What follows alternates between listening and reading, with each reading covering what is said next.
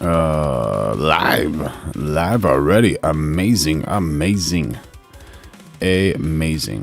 Double amazing. My goodness. How are you? How was your day? How was your night? How was your everything? Are you ready to make your dreams come true? All right. So how's my audio? Check. All right. Pretty good. Yeah, you made it to the part of the internet where people still use their brain, thankfully. My goodness. Thank the Lord. Tonight we've got Trump, Hormuz, White House security. White House security. Elections, gas prices, and the news cycle acting like it drank 6 espressos and found a classified folder. But here's why we're here. You're not a headline zombie. You're early, you're sharp, and you want to understand what's really happening before everyone else catches up. Hit like so YouTube knows smart people still exist. Subscribe, turn on those notifications because we are live every single day of 2026. And become a member if you want priority in chat and to help build the strongest live community on the internet. The best community, might I add. And drop a super chat if you want your take read live. Tonight, chat is part of the show. And all right, let's separate signal from circus, right? Might as well. Look at this pretty lady. Who is this? This is a huge political problem for the White House. Suzanne Page. Talk to me. Changed and technology transformed, but the mission of Fox News Sunday has remained the same. Context, perspective, and conversation that drives the news come Monday morning. So let's do that now with our Sunday group. All veterans from the early days of the show. USA Today Washington Bureau Chief Susan Page, author of the new book, The Queen and Her Presidents. Fox News senior political analyst Juan Williams, former senior counselor to President Trump and Fox News contributor Kellyanne Conway, and former deputy chief of staff to President George W. Bush, Karl Rove, also a Fox News contributor. Thank you, OGs, for being back with us for this celebration today. All right, Karl, I'm going to start with you. Here's a moment with you, 2004. Here now to discuss the second Bush term and the keys to his election victory, we're delighted to have senior advisor Karl Rove. Mr. Rove, welcome and congratulations on a truly impressive win. Let's hear it, Karl. Thank you, sir. Karl, you look so serious. I'm scared to death. Serious. What are you talking about? Why is he scared? Well, look at you. You're all warmed up 22 years later. So let's talk about one of the top issues. Many of these decades, we've covered conflicts at home and abroad. The president is obviously, he says he's reviewing what he's gotten from the Iranians about a potential end to that conflict. But there's growing pressure in Congress from both sides of the aisle that he needs to come to them. What do you make of that conversation? Well, two things. First of all, the president has signaled that he's probably not likely to accept these suggestions, and he shouldn't. No mention in the Iranian proposal, apparently, of the nuclear or ballistic missile programs. But it does say the U.S. withdraw from the region, pay reparations, we pay them, release foreign assets, lift sanctions, and a new mechanism for the Strait of Hormuz, which basically says they will be no hostile vessels, no U.S. vessels, no Israeli vessels, and anybody who comes in and out of that strait, through which 20% of the oil of the world flows, will have to pay them a toll. And for 400 years, we've had freedom of the seas ever since Mr. Hugo Grotius wrote that great, on the liberty of the seas. And they intended to overturn that. Imagine what the world would be like if U.S. vessels had to pay Spain and Morocco every time we went into the Mediterranean. Or big money. This is a disaster. So, he's going to have to turn it down. And the question is, does he go back to kinetic action, back to bombing and attacks? Yeah. And we're going to have a controversy over the War Powers Act. Let's be clear about that. But let's also be clear that every president since 1978 in the passage of the law has said, we believe this unconstitutionally infringes upon the president's powers. And Bill Clinton bombed Kosovo in 1999, no War Powers Act. Barack Obama justified no War Powers Act in 2011 by saying in Libya, well, we don't have troops on the ground, we're just bombing. And in 2000. Obama, No Wars Act. Absolutely, right? We want no wars.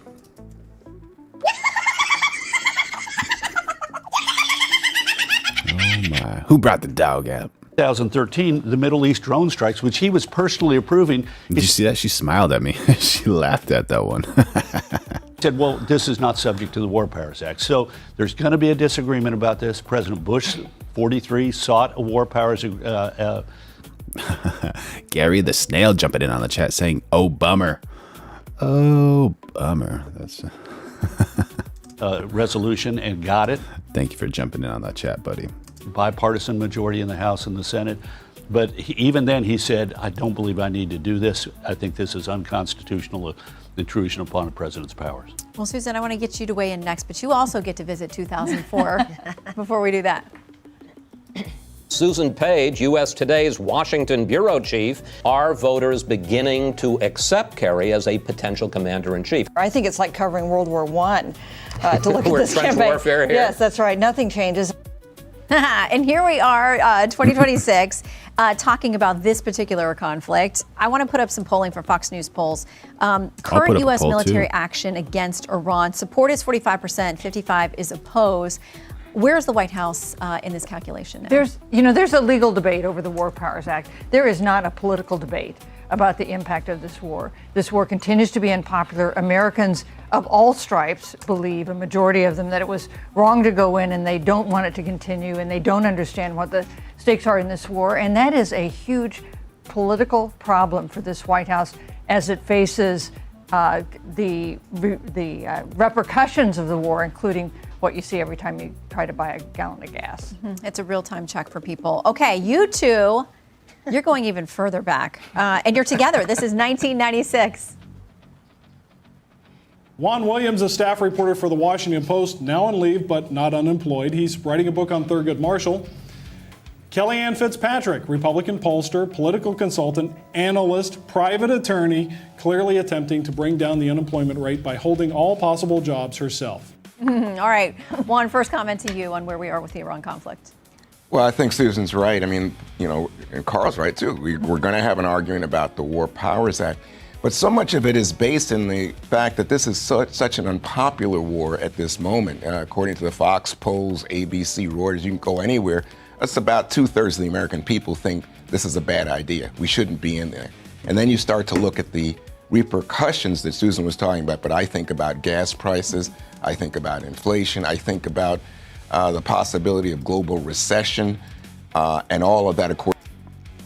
We got Diane, 9824, jumping in on the chat saying this war should never have started. War is a moneymaker, and big oil and the T-Rump family are making billions off of this war.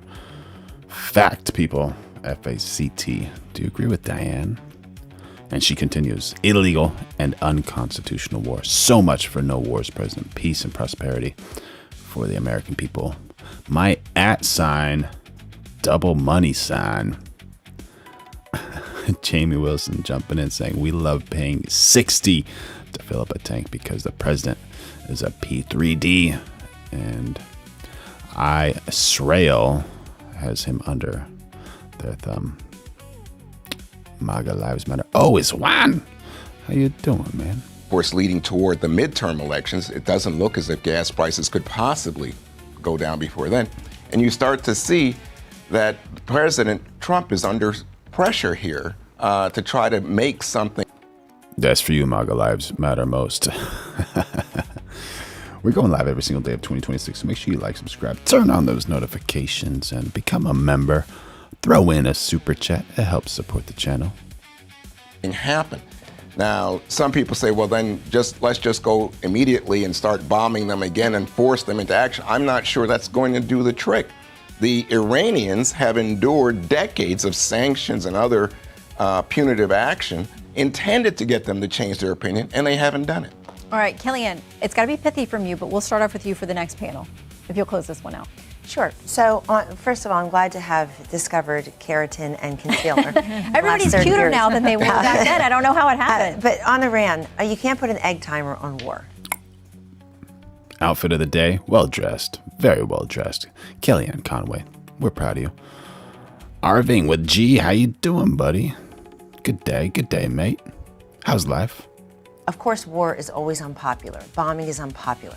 Those are not the right polling questions because it's only part of the question. The question is, do you believe that Iran being nuclear capable could hurt America and Americans? And there you see the poll numbers tick up. And the president has been consistent on the central premise, the mission set here for this war, and it's to stop Iran from getting nuclear capability. Sanctions and coddling and pallets of cash or diplomacy or threats, and yet they were that close to getting it anyway. And he just can't pass this on to the next president, Shannon, and say, gee, we hope you can remove nuclear capability from Iran once it's gone. We've seen what happens in North Korea. Carl's absolutely right that the president... What happened in North Korea? Can anyone inform me? What happened in North Korea? The president should reject this latest list of suggestions because the central premise is not met, that you agree to stop enriching the uranium and to have nuclear capability. Well, much more to come with this panel. What do you think, chat? Are they going to get rid of that nuclear uranium? Let's hope so, right? Make sure y'all like, subscribe, turn on those notifications. We're going live every day of 2026. Become a member, throw in a super chat, help us reach our goals. Let's hear what Secretary Rubio speaking from the White House amid the Iran conflict. And we got something from Nick Shirley as well. Nick Shirley in Cuba. Actually, I think maybe we should hit that one first because that might put this whole thing in perspective. What do you guys think? Are you guys fans of Nick Shirley? Do we give Nick Shirley's a W in the chat? All right, depending. First of all, he seems super stressed here, man. When this comes out, or if it does. OUSUX1991 says, biggest story is how are we going to help the Iranian people? Very good question. Very good question. Dima. We are currently. The creator 1099 jumping in on the chat, helping your buddy out, saying North Korea made their own nukes because all everyone did was just sanction them. Like, oh, you're gonna sanction me? We're gonna make our own NUKES, buddy. Let's see how that works.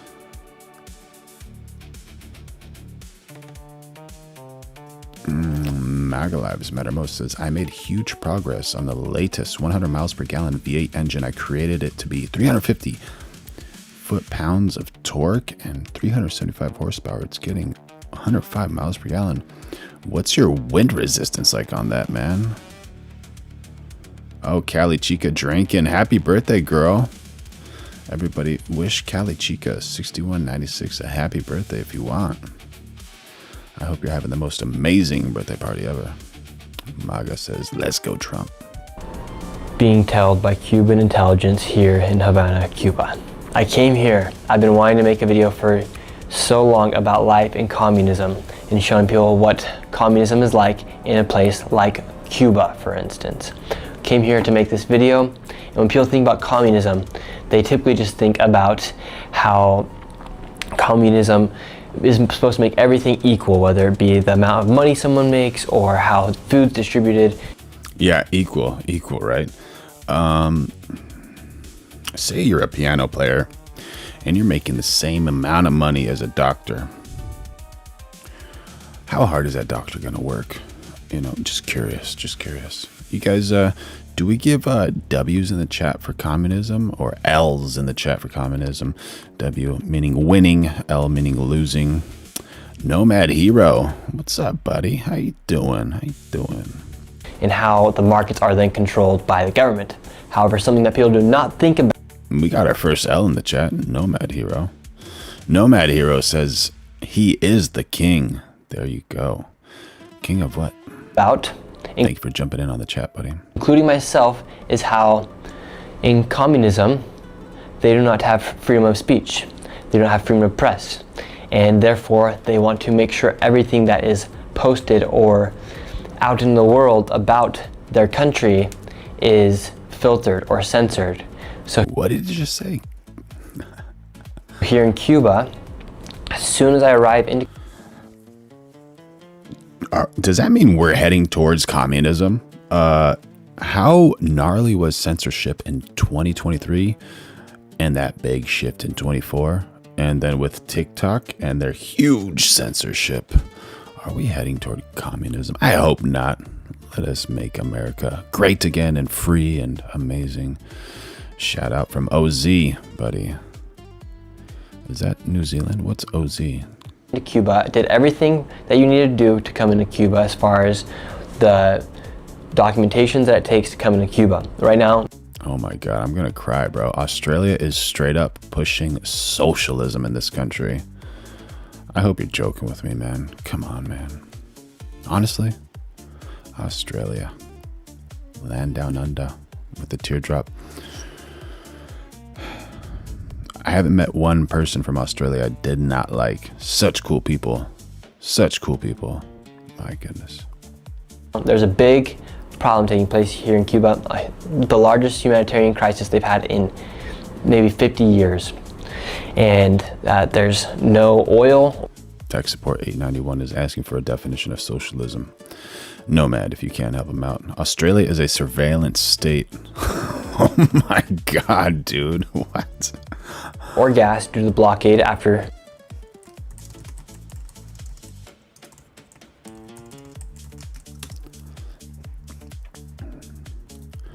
Australia is not officially classified as a surveillance state, but it has significantly expanded surveillance capabilities through legislation, prompting widespread concern among privacy advocates and legal experts. It's not classified as one, but it's expanded surveillance capabilities. Yeah, dude. It's, oh my God. Key laws such as surveillance legislation, amendment, identify and disrupt Act 2021 and the Act 79 granted extensive powers to law enforcement agencies like the Australian Federal Police. Shout out to the AFP heroes and the Australian Criminal Intelligence Commission. I guess shout out to them too. I don't know them, but they're probably doing good things. These powers include data disruption warrants, allowing authorities to modify, delete, or copy data. Wait, modify, delete, or copy data from like what their subjects? Network activity warrants, enabling surveillance of devices and networks. They do that everywhere, right?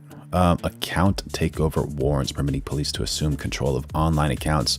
Oh, you want to be a content creator? You're a content creator for, what's it called? AFP, buddy. Australian Federal Police. Hannibal, Mrs. Biden. Yeah, bro.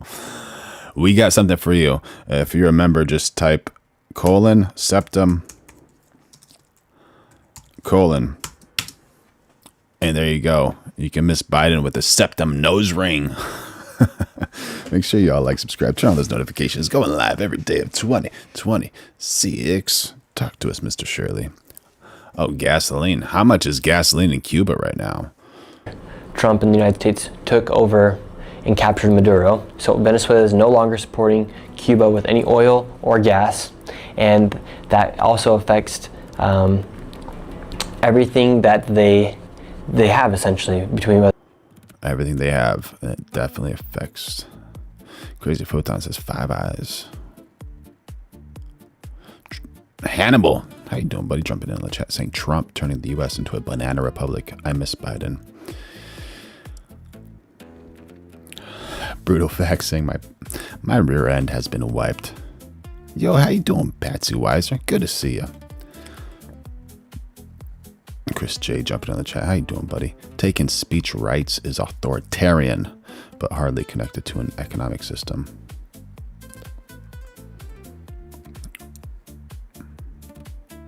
Tech support, we got an answer for you, buddy. Socialism is predicated on the idea of equal outcome, not equal opportunity. Oh, man. So when you have that situation, tell me if I'm wrong, but like, what motivates you to be better, to compete, to be just amazing?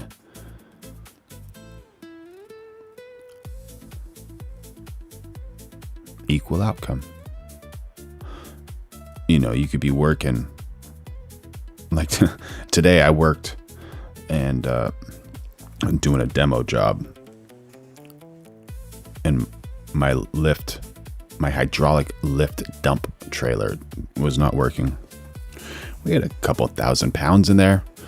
And so I was like, honestly, turned on the truck, ran the jumper cables from the truck to the back. What was it? Black on dead, black on alive, red. No. Red first, dude. Red first. Red on dead, red on alive, black on dead, black on alive. Started up, charged that battery, and the bastard wouldn't move. So I unloaded like 80% of it, and then finally I turned it on and I grabbed a 8-foot 2x4. It's a piece of wood. And I wedged it on the floor, and I used leverage. I just lifted that bastard up. And so it was like stuck. I don't know, like gum was stuck from the bottom of this thing. And it finally opened up. I was like, oh, thank the Lord. I didn't have to do the last 20% of it. But I was sweating, and it was stinky, and I was just working my bones. And you think I'm going to be doing that if I get equal outcome, if I could just sit on the corner and drink coffee all day? No, dude, I'm not doing that, bro. Come on.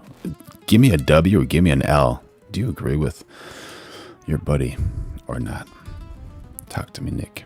Whether it be the food or from it being the light and the power shortages here, or just the gas alone. Here in Cuba, you hardly see any cars driving around because nobody can afford gas. For 1 liter of gas, it's $10. Okay, so we're $10 for 1 liter of gas. How many liters in a gallon? 3.7.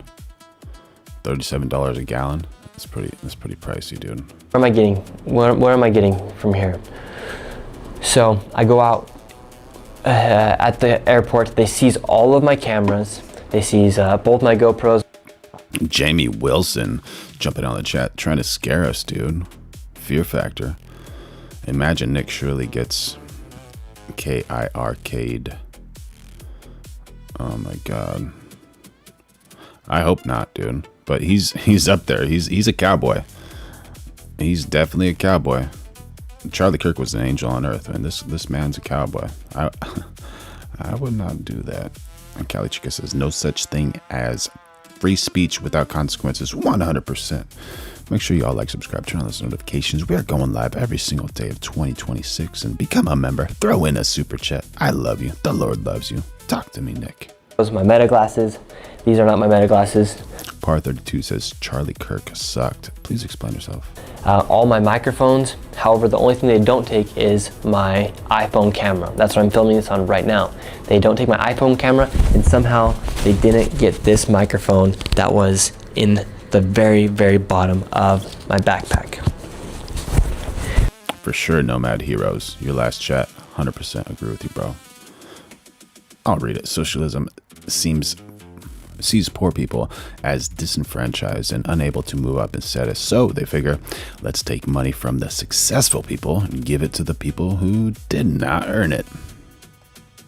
So we get out and we go start to make the video asking Cubans about life in communism, showing what's going on with the blockade, showing kind of the downfall of... Oh, do I sit corrected? Chris J jumping in on the chat saying $4.90 gas in Cuba today. Let me tell you something, Chris J.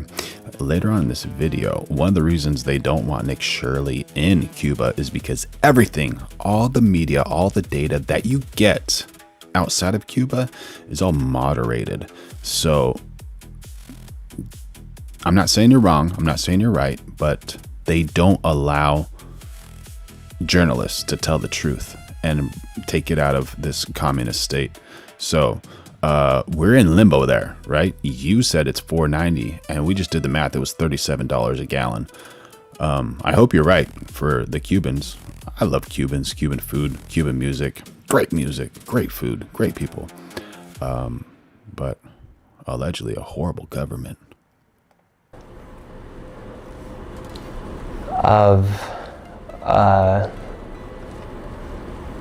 of Cuba. One sec, I'm working on getting this out. Right now. Cali Chica, $115 correction. I'm trying to figure out what that means. We're currently planning our escape route out of Cuba right now, so had to respond to take a message to get out of here somehow. So we go out into the streets and we start filming this video. We're showing people what life is like in Cuba right now, how there's hardly any cars out in the streets. The buildings are like... Dang, look at that, bro. This is Cuba. Some cool vintage cars because of the embargo, right? The creator says Cuba also says its money is 1/24 a dollar. Maybe a US dollar, maybe an Australian dollar. And then he says it's more like 1/500th of a dollar. That's a huge difference. Like crumbling. Yeah, I haven't been to Tijuana in a while. It kind of does look like Tijuana.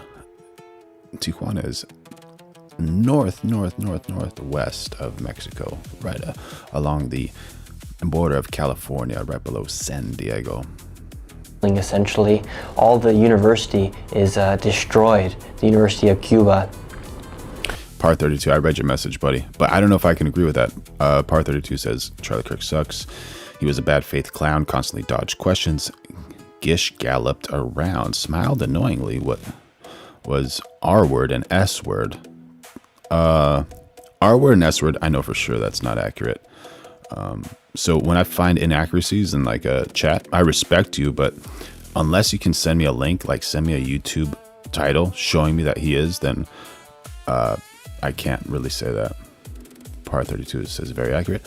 And then he says pushed for Christo nationalism, which is a plague on society. Exempli gratia. I guess, you know, that's something you believe.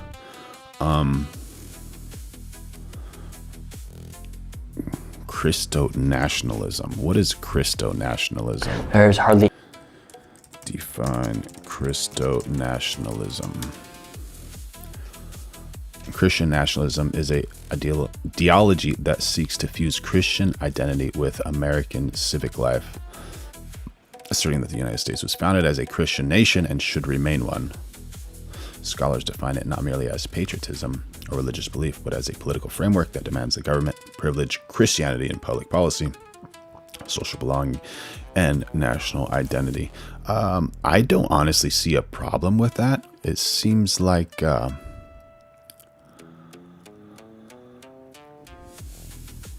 United States was, you know, founded as a Christian nation. I could be wrong. I'm not saying I'm right, but what's better than that?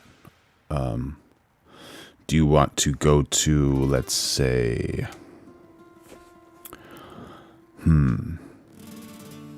Iran? Or do you want to go to Palestine or Israel? Yeah. Like, what are the problems of having a Christian nation? Seems pretty fair, pretty safe. If it's not good, why do people want to come to America always?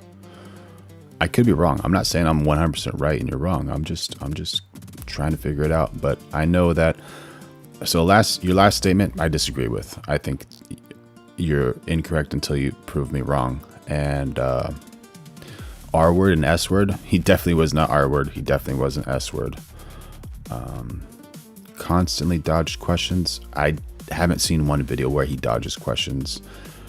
So I can't really say too much, but I appreciate your chat, Par 32. Definitely appreciate it, buddy. We're going live every day of 2026, so make sure you like, subscribe, turn on those notifications. Become a member. Throw in a super chat. I love you. The Lord loves you. Any food out for the people, and just the mass poverty that's taking place, and asking people about things such as communism, what life is like in Cuba. Well, when we're doing one interview near a hospital where there's a huge line outside the hospital, because here the hospitals aren't even working, essentially. The lines are taking forever, And with their hospital and the government controlling the hospital, that also affects the power. So right now you currently have surgeons doing operations with flashlights. They don't have power because they don't have gas, oil, and their surgeons are doing surgery with flashlights. Come on, dude. You want to go live in a communist country? Please do let me know how it is, and when you get lights and internet connection, send me a WhatsApp message so you don't waste your minutes. Because there's no power inside of the hotel, in the hospital. Nomad Hero jumping down the chat saying there is a reason people flee their countries in pursuit of the West. I agree with that. Oh, Frodo, how you doing, buddy? Since the Russian Revolution in 1917, the Republican Party has branded the Democratic Party as the Commie Socialist Party. The reality is, Democrats are capitalists at the end of the day. Thank you for your chat, buddy. Good to see you. Hospitals. Right now, I'm in the only hotel in Havana that has 24/7 electricity, 24/7, because this is the only one that has that access. That's what the reason why I booked this hotel was because their website was the only one that was operating 24/7. All the other ones weren't, so that's why I was able to get this hotel. And anyways, we're filming this video, and when we're next to the hospital, we see undercover cop roll up on us, and my security guards that are with me, they detected him, and then all of a sudden there's another one. So we hopped back in another taxi, we left the scene, and we thought we were good. They didn't tell us, and we left. But since we left the airport, we had— Oh my God, chicken on biscuits, dropping a 5 USD.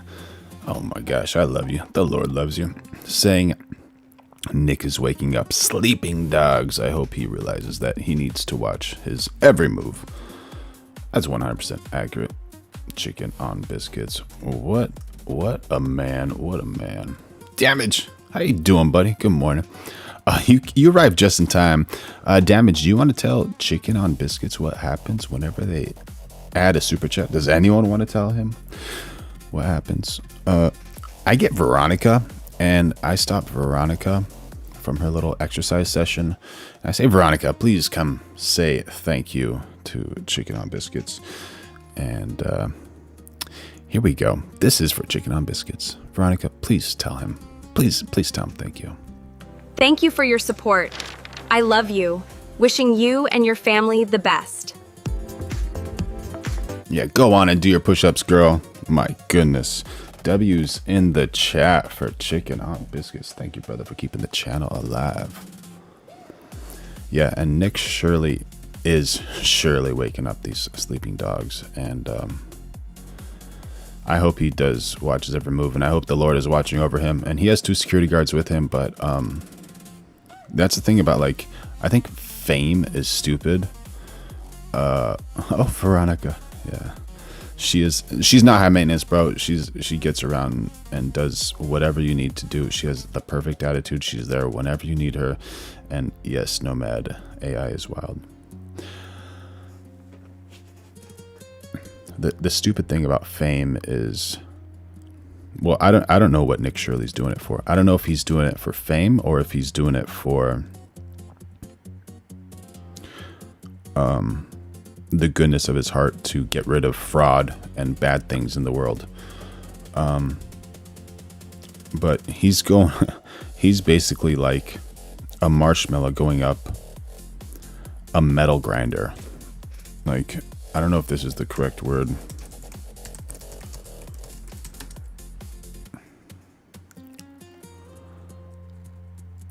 Not a grinder, but that thing that just like recycles metal. I don't know what it's called, and he's a marshmallow. Like, he needs to be so careful, like what he's doing. Yeah, that's for sure, man. Good chat, bro. Wishing the best for him. He's definitely on a dangerous path, especially with the internet. We had been getting told, or the word had gotten out that there was a journalist inside of Cuba. There's only 2 flights that come in here every single day. So it wasn't hard to spot out who the journalist was. And that's what my tourist visa said. That's what my visa said. It said for journalistic activities. So you can come here. There's 12 categories in which you can come, and journalist activities is one of those. So therefore, that is why I came. And right now, he came there for journalistic activities. Bro, when he bought his ticket, he said he's going there for journalistic activities. Is there any other way to put a target on your back? I don't know if he's trolling. I have no idea, but so gnarly, dude. So gnarly.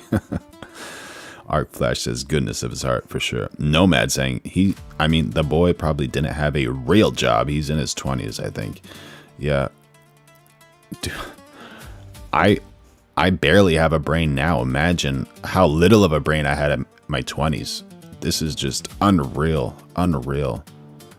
He's definitely naive, and I hope he doesn't watch those like superhero movies. And yeah, the world is a wild place. Just be careful and try to be a good citizen. And that's the thing about being a good person. When you're a good person, you don't have to worry about that stuff. And if bad things happen, the Lord is in control, and be a good person.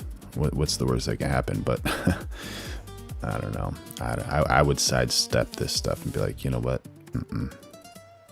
Nomad Hero, man, when I was 20, teary-eyed.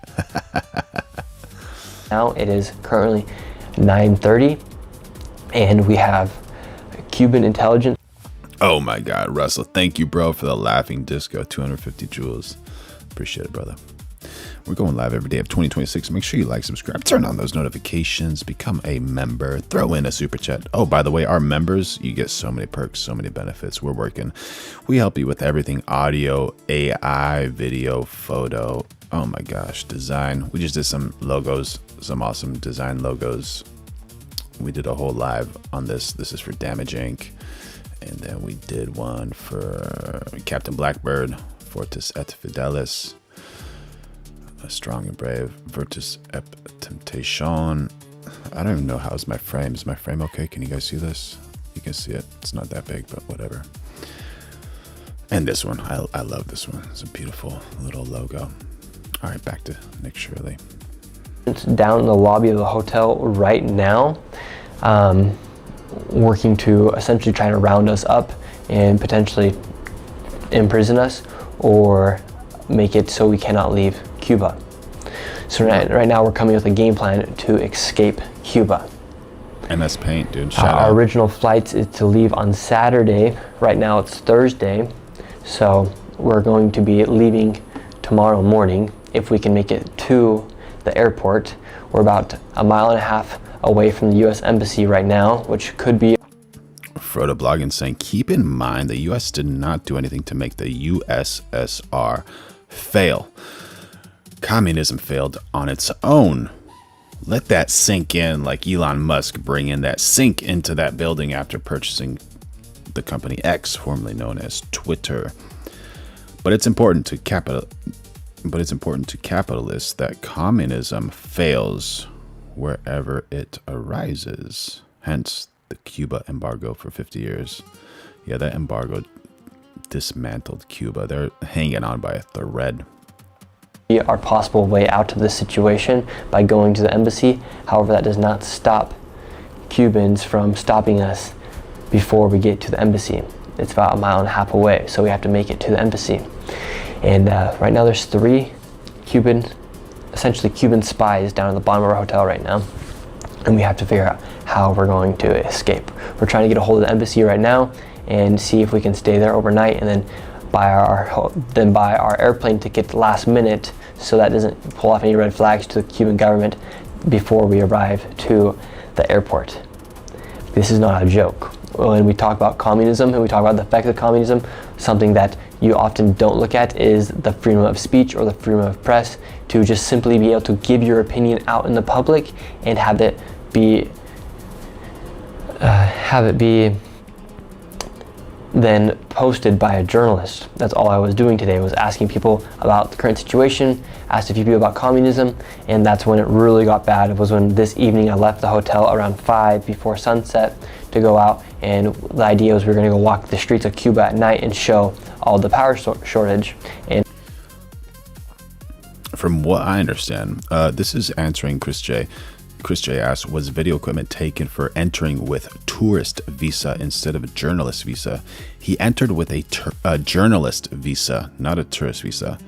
So he entered with a journalist visa, and then they took all of his video equipment, took his meta glasses, took all his microphones, except a microphone that was like on the very bottom of his backpack. And then they're like, oh, you can have your phone. I guess you need your phone for Google Maps. And how the lights get cut out and people don't have electricity at night. So we had planned to walk around the streets after the sun went down. And so I was conducting some interviews before the sun went down, and I asked a man about communism, and that's when we realized that the Cuban intelligence was at the hotel, because as soon as we walked out and I interviewed this man, he had a lady come up when I started talking about communism, and she started recording on the back. And we confronted her and said, hey, what are you doing?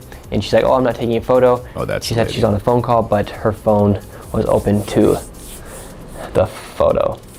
And so one of my security guards stayed with me, the other went and followed her from behind, and he tracked her down, and she ended up noticing him as well, and she went to a Cuban, another Cuban intelligence spy, and then they came to the hotel lobby. And before that, when we were eating lunch today, after we had gotten through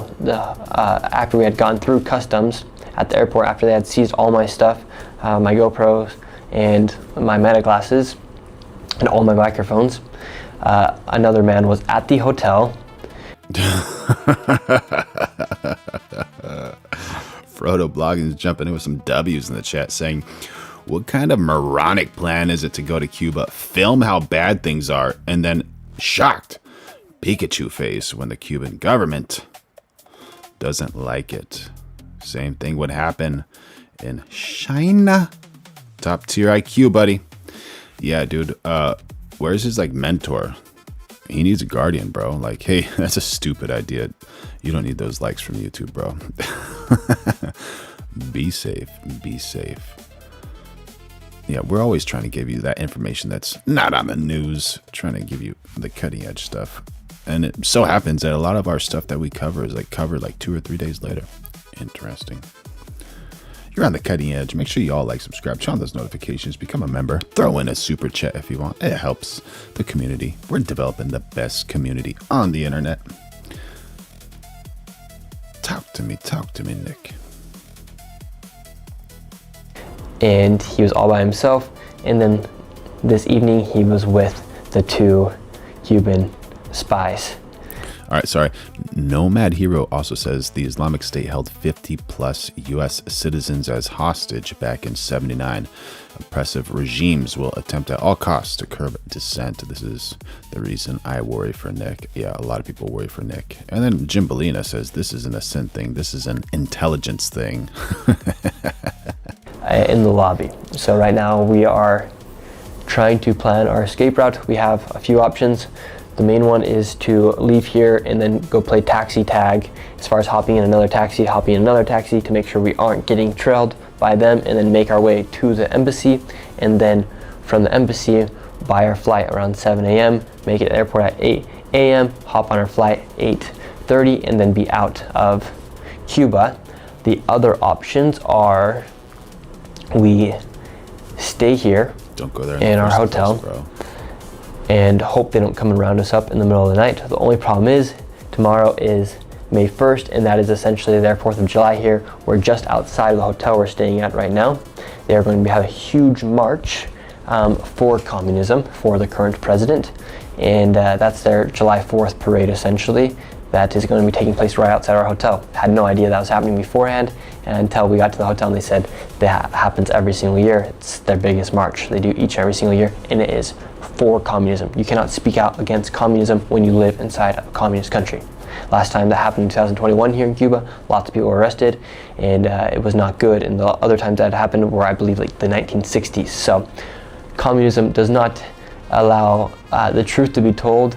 In fact, it just censors what people can do, and right now they are literally trying to kidnap and detain me and my 2 security guards that are here with me right now from leaving Cuba and we're trying to do everything we can to somehow do something with this footage. Chris so if this video does make it out into the world, I have either been kidnapped or I am safe. If it's after Arc Flash, he says he should be going to the embassy now. 100%. March, if it's after May 1st, I am not kidnapped. It's May 5th. But if the video is alright,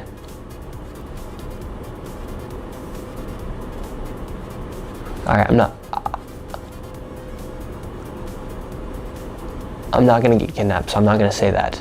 So I'm going to post this video though to show you guys the risk that we're in right now, and we are going to make it out of Cuba. If there's a will, there's a way. But this is currently what we are planning right now and going through, because we legit have Cuban spies at the bottom of our hotel room. We're on the 8th floor right now. They're in the lobby right now. Security guard just went down to see what was going on, and they're all down there in the lobby. There's a few singers down at the restaurant right now, so we're thinking to go down, blend in, and then sneak our way out for the night and make our way to the embassy.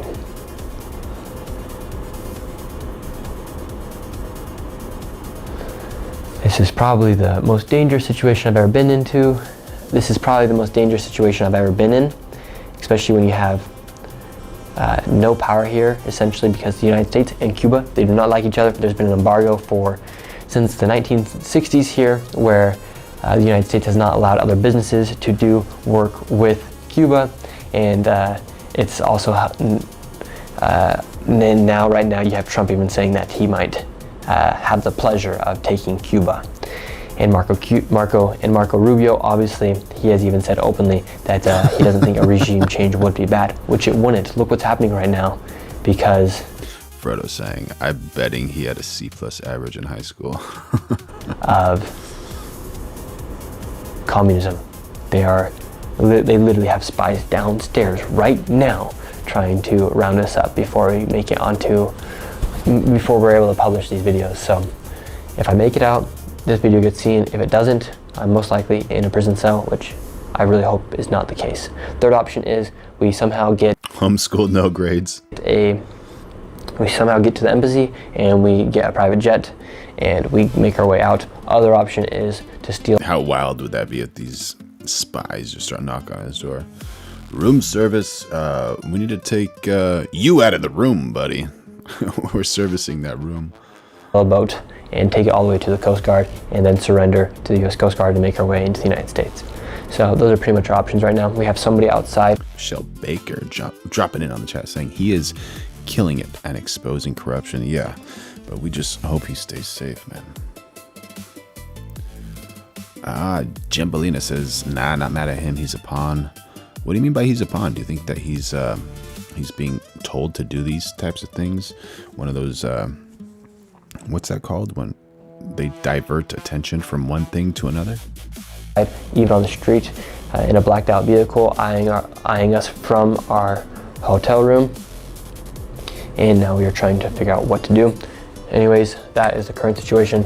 I'm currently potentially about to be kidnapped here in Cuba. I hope that is not the case, but I think you guys should know exactly what is happening and the risk we are taking here in Cuba to try and show people the truth about the realities of communism and what's happening here in Cuba.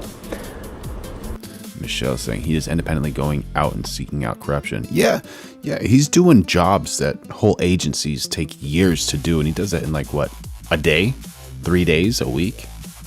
It's unreal, man. Unreal. One of the best investigative journalists out there.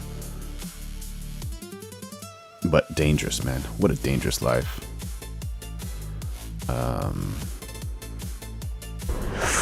All right, we'll see what happens. Yeah, bro. May the Lord be with you. All right, so we got some people saying that Hormuz is 56%. Biggest story. Next is the election fallout, and then White House security, and the Trump clash. So let's see what our dear POTUS has to say with having a little clash with reporters on Iran military strikes and global tensions. Thank you. And we're going to go outside. Did you want to ask a few questions of any of the people here? Please. Can I ask you about Iran, Mr. President? Yes. They've fired at U.S. ships several times in the last 24 hours. What do they need to do to violate the ceasefire? Well, you'll find out, because I'll let you know.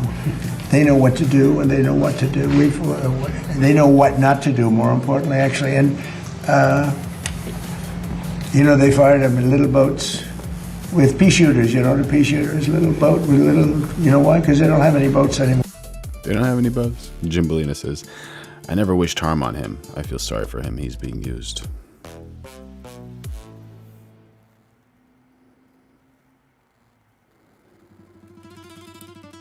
Arc Flash saying idealistic kid seeking relevance. I believe he actually is a C+ student over his head. I would head south to the naval base. There you go.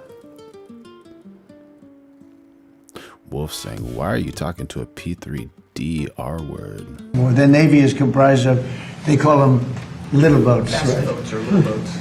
And they're fast, yeah. They're so fast that that they had 8 of them and they're all gone. And all gone. They're fast, but they're not fast like a missile. A missile is slightly faster. They're all gone, so they're looking around for little boats to try and compete with our great Navy. We have a Navy that's unbelievable. We set up a blockade, as you know very well. Not one ship. A couple tried, and they got their engine shut out. You remember? I think it was it was a great display. A ship wanted to go through, break the blockade. They were warned not to. And then they were warned again by a young Annapolis captain of the ship with a great look, central casting. These people are central casting, I'll tell you. And he said, don't do it. Then he said, evacuate your engine room with this unbelievable loudspeaker that goes over water. He said, you have 10 seconds. And then from 4 miles with one bullet, it went right into the engine. And Gary, the ship stopped very quickly. They hit the engine with one shot. It wasn't a missile. They don't want to waste a missile on it. It's too easy. And we had another one, a 2000, one of the biggest ships in the world. They were warned, and he said, go back now, go back right now. You will be shot at within 10 seconds. Yes, yes, I am going back to Iran. I am going back. And that was the end of that, right? He went. It took him 10 miles to turn. The ship was so big, but they respect us. They didn't used to respect us, but they respect us more than we've ever. They gotta respect the POTUS, right? That's amazing that they're respecting us. Amazing. Who's this in this picture back here? Nice black and white picture. We've been respected. Our country now is the hottest country anywhere in the world. We had a country that was dead when we had that group of people that ran this country with their open borders, letting anybody come in from the Congo, from countries all over the world. They came in from prisons and mental institutions. We had a country that would have been a dead. If they won the election, this country would have been a dead country. Now we have the hottest country anywhere in the world. Go ahead. Thank you, Mr. President. You said recently that if Iranians were armed, they could take over their regime. Do you plan to arm them soon? Well, I don't want to say that, but yeah, people say, why aren't they protesting? They want to protest, but they don't have any guns. So you could have 200,000 people protesting and have 5 or 6 sick people with guns. And when they start shooting them right between the eyes, and you see a guy fall and another one fall, and you have no guns, very few people would be able to stand there and do it. I understand it. I tell them not to. Don't forget, they killed 42,000 people last month. 42,000 unarmed protesters. They had no guns. So they had a 250,000 people crowd, and they had snipers. They had like 4 or 5 snipers in buildings up high. And you're standing there, and all of a sudden the guy on your left goes down, and somebody. That's what happened with a women protest. They had 200,000 women protesting a year ago. That's a lot of women protesting. Just women. And everyone thought that was the end of Iran. And then all of a sudden, a woman dropped dead with a bullet right there, always right there. Then another woman dropped, and then the word started to spread, and then there was panic, and then they ran, and so I don't want that to happen. We don't need that, we don't need it. But the only reason they're not. They want to protest so badly, but they don't have weapons. Yeah. Thank you, Mr. President. Next week, you have a very important meeting with Chris J. trolling hard, saying, "Send us the book, comrade." Oh my God, dude. We're going live every day of 2026, so make sure you like, subscribe, turn on those notifications, become a member, throw in a super chat. It helps keeping this channel alive, so we get to see the POTUS and develop this amazing community we have here. President Xi in Beijing. Secretary Vance has said that a top priority on the agenda will be Iran. What do you hope to achieve? Oh my God, Arc Flash saying, I saw pictures of the streets being washed of massive amounts of blood. Was that in Iran? My goodness. With President Xi as it relates to Iran. We'll have a very good relationship with President Xi. I find him to be a tremendous guy, and we get along well, and you see how we do. We're doing a lot of business with China and making a lot of money. We're making a lot of money. It's different than it used to be. But I'll be talking about, that'll be one subject. But he's been very nice about this. You know, in all fairness, he gets like 60% of his oil from Hormuz, and I think he's been very respectful. We haven't been challenged by China. They don't challenge us, and he wouldn't do that. I don't think he'd do that because of me. But I think he's been very respectful. And we've offered, if he wants to send the ships to the United States. I think one of the big things that's happened is I made a statement. Send your ships to Texas. It's not that much further. Send your ships to Louisiana. Send your ships to Alaska. Alaska is actually very close to a lot of the Asian countries. People don't realize it, Japan is back and forth. It's like, it doesn't seem it, but it's a very short route. 2 days shorter than almost any other route. We're making tremendous, big deals with South Korea and with Japan. But I said, send your ships. All of a sudden, I don't know if you saw the graph today, and this is Space Force, which I created.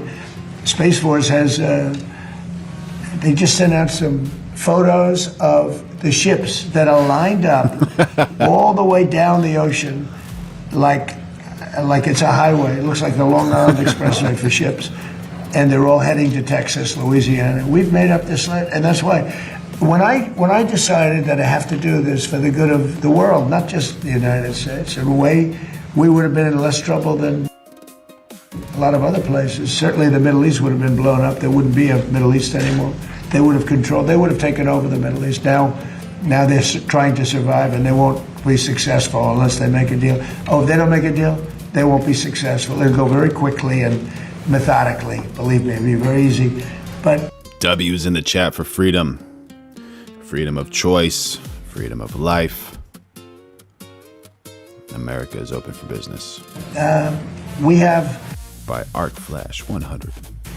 So many alternatives. It's amazing, and nobody knew this. Because as an example, Japan got 90% of their oil, most of their energy, but most of their oil from the Hormuz Strait. South Korea got 43% of it. By the way, their ship was shot at. They were not in the cavalcade of ships. They decided to go it alone, and their ship got the hell knocked out of it yesterday. But they didn't shoot the ships that were guarded by us. I'll tell you. Jimbalina says USA ranks 15th. That's a 1-5, 15th on the Human Freedom Index. How do we get that to number 1? Who's number 1, 2, and 3? My goodness. Is that accurate? And I just want to let you know that you're special, you're amazing, you're loved. I love you, the Lord loves you. And we're going live every day of 2026, and would love to have you on board. Make sure you like, subscribe, turn on those notifications. Become a member. Throw in a super chat. It helps the channel tremendously. Tell you that we knocked down a lot of missiles.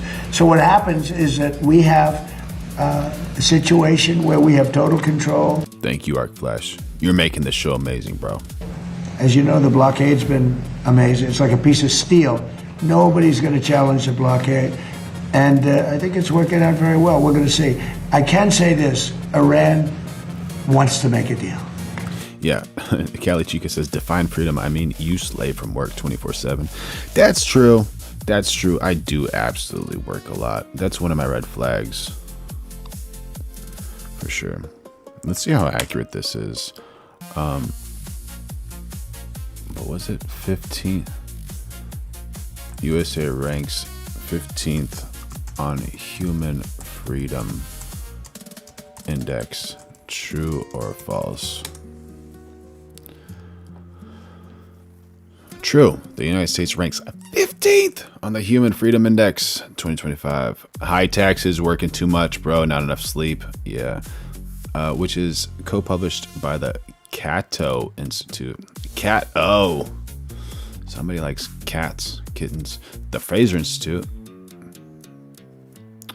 And the Liberalis Institute. This ranking reflects a decline from its position in previous years, such as tying for 17th place in 23 and 24, and 23rd in 22. The index measures personal and economic. All right, this is from 2005. Who is number one? Switzerland is ranked number one on the Human Freedom Index. Top 5 of 5 days ago. Switzerland, Denmark. But which one's number 2? Oh, right here. Switzerland, Denmark, New Zealand, Ireland. We got some people from Ireland in the chat. I don't know if they're here yet, but yeah. Luxembourg, Estonia, Finland, Czechia, Netherlands, Australia, Iceland, Canada, Sweden, Taiwan, United States, Norway. Quit reading like an idiot. Let's listen to the man who can speak extremely well, Mr. POTUS, Donald Trump, the hero, making America great again. Number 1 in the world. Just absolutely fantastic. What I don't like about Iran is they'll talk to me with such great respect, and then they'll go on television, they'll say, we did not speak to the president. Frodo Bloggins dropping some more W's in the chat. Iran legitimately needs a representative to call into American media to say when Trump's lying. Yeah, any of you Iranians over there, just give me a call. I'll throw you up on the stream, buddy. We're going to light up the stream. I turn off all my ads on all my live streams, so we don't have to wait. You guys just pop in, tune in, and throw in some super chats or subscribe, become a member, and we're going to bring that news to you. Actually, I know someone who's a Bedouin, and I'm like right on the edge of calling him, and he's there. And I'm like, they're going to ban me on TikTok if I do that. President, we did not, I just spoke to, we did not speak to the president. So. I have the best words. Donald Trump. A quote by Frodo Bloggins.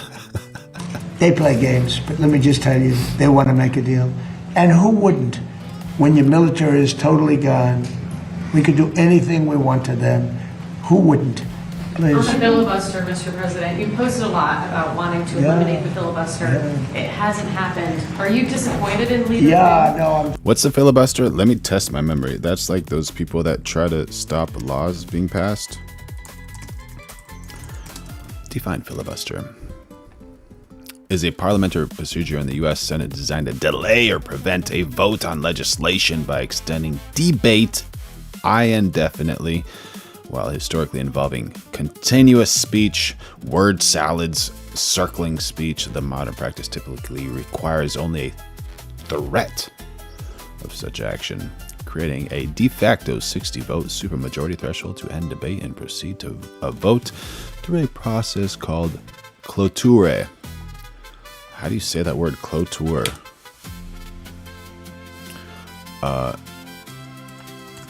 Where's that microphone, man? How do I say it? Do this on your own time, man. What are you doing here? I'm disappointed. I like John a lot, but he has a couple of Republicans. Oh, by the way, yeah, Perplexity just like Speaking about AI damage, says rocking that Perplexity, my favorite AI. Perplexity was like, hey, you ran out, you gotta upgrade. I'm like, what in the world? My goodness. So I went back to ChatGPT. I don't know. I'm like 100% on something until it like dodges me and dogs me, and then I'm like, yeah, I gotta find something better. So for right now, even though ChatGPT is slower than a snail that smelt something that makes them go very slow, I'm still using it. That are foolish people. A couple of them I like, a couple of them I can't stand, actually, if you want to know the truth. Although I am, according to CNN, 100% approval within the Republican Party. Callie Chica, happy birthday. But yeah, don't drink too much, girl. And if you're drunk and you're gonna go to sleep, make sure you sleep on your side. Ryan Davies, how you doing, buddy? Happy to have you in the chat. Make sure y'all like, subscribe, turn on those notifications. Going live every day of 2026. Become a member, throw in a super chat. And Callie Chica, drink some salt water if you can. And make sure you sleep on your side. Make sure you don't sleep on your back, because that is so dangerous if you drink too much alcohol. Allegedly. I'm not giving any advice, but just allegedly. That's better than your record, Gary. I'm at 100% approval. Did you see the CNN poll? Nobody talks about it. CNN, I think the people 100% approval. I love it. I love it. that did that poll probably got fired. But within the Republican Party and MAGA, which is basically 100% of the party, I think, but 100%. No, I think that you're going to see some very interesting things. The filibuster. Wait, what was the poll about? Percent approval. According to CNN, 100% foolish people. A couple of them I like, a couple of them I can't stand, actually, if you want to know the truth. Although I am at, according to CNN, 100% approval within the Republican Party. Chat, we're gonna have to run a poll. We're gonna have to run a poll. Nomad, we don't use your fake language here. There you go, bro. That's better than your record, Gary. I'm at 100% approval. Did you see the CNN poll? Nobody talks about it. CNN, I think the people that did that poll probably got fired. But within the Republican Party and MAGA, which is basically 100% of the party, I think, but 100%. No, I think that we're starting our own poll. You're going to see some very interesting things. The filibuster, if you had it, we should have the Save America Act. We should have voter identification, voter ID. We should have proof of citizenship. We should have mail-in voting for the military and people that need it, but not for everybody. It's not 100%. It's already not 100% in the chat. Well, all you 44% or 56% knows you 60% knows happen not to be there. You have mail-in voting. They're going to cheat, and they cheat like dogs, and they have to cheat. You know, in all fairness to the Democrats, when you have men and women's sports, when you have open borders, when you have transgender mutilization, don't listen to this, kids, of your children, transgender mutilization of your children, for everyone. When you have policies like that, you have to cheat. It's the only way they can win. And we shouldn't allow them to cheat. And we should terminate the filibuster, because if they get the chance, they'll do it in the first hour back. Mr. President, thank you. When Iran is seeing 50% inflation, they've moved money from their sovereign wealth. Their economy is crashed. Would you allow their financial system then to fail? Well, I guess so, because we're making it fail, right? Is that what it takes? I hope it fails. Is that what it takes? You know why? Because I want to win. It takes getting pounded on by the military, I think, for more. But in addition to that, it is failing. You know, we have sanctions on them, tremendous sanctions. Scott Besant's done a great job. We have sanctions that nobody's ever seen before. No, they're failing. Their currency.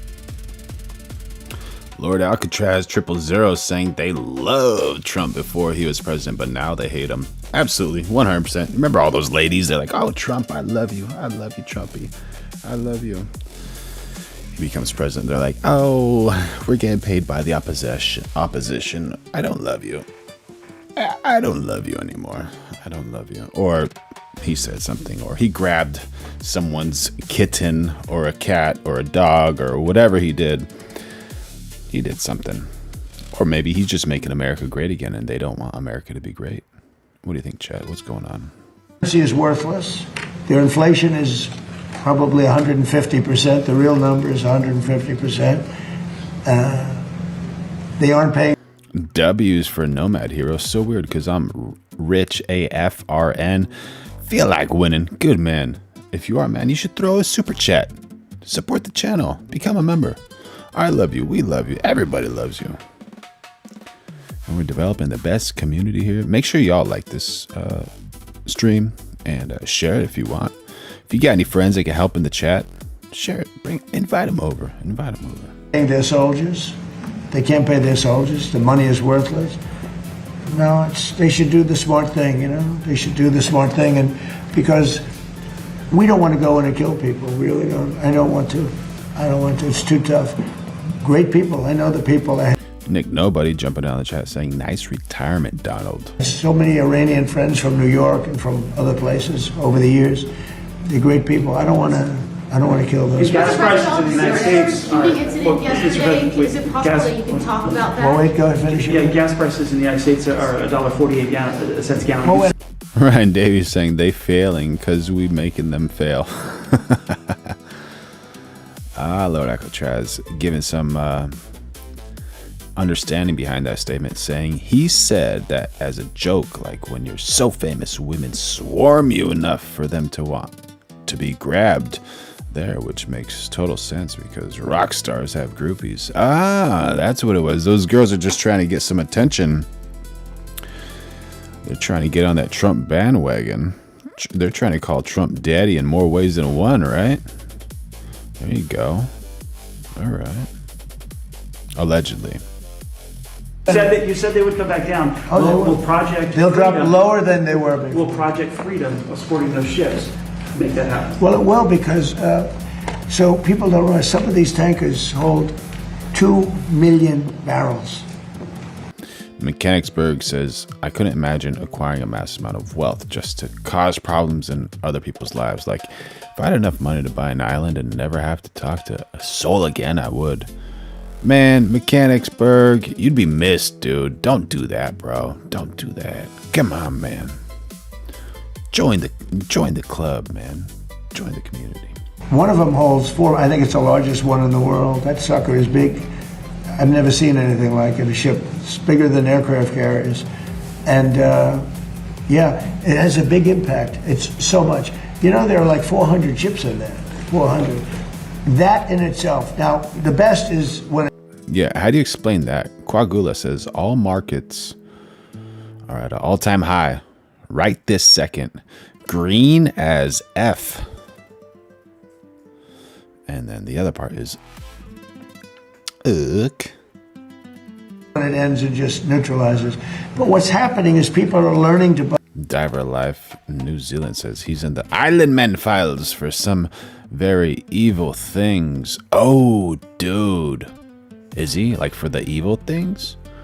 Do you have proof, bro? Drop it in my Discord, dude. I gotta show everybody. Buy oil from the United States. I mean, they're making the trip. And they have safer, probably it's a better product too, by the way. But they're learning to buy, they're changing their habits. So when I did this, I thought the market would go down 25%. And I thought that was a great deal if it did. If it went down. There you go. Lord Alcatraz saying, thanks for hearing me out, bro. Much appreciated. Much appreciated to you, bro. Happy to have you in here. Cherry on top of the cake was a lot of those women talking smack waited 20 to 30 years to come out about it right around the time he was running for president. Oh, that's so weird. They're definitely not clout chasers, are they? They definitely are not. They're not trying to get more Instagram followers, bro. No, they're not trying to get those Wheaties deals. They're not trying to get sponsored by Sephora and MAC makeup and Prada and Gucci, right? Donald Trump's side piece, wearing the Gucci belt, Prada purse. Wear this Prada purse on your side, like I was worn on the side of Donald Trump. Donald Trump's side piece. It's got me on one side, it's got my mans on one side, it's the side piece. Okay. Okay, girls. Okay. Don't know if that's gonna work, but okay. You can dream. You can dream. I'm 25%. I was satisfied. I said, you guys over this? You want to go to Cuba? because we cannot let these people have a nuclear weapon. They'll use it. We can't. I also thought. How did he pay Stormy Daniels and Jimbolina? What type of payment did she receive?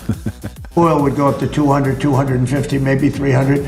And I knew it would be short term, but I thought it would go. I looked today, it's like at 102. And that's a very small price to pay for getting rid of a nuclear weapon from people that are really mentally deranged. Yeah. You never know, because if Trump's a good golfer and she wanted to get paid by golf lessons, maybe Trump could have paid her by golf lessons. I don't know. Just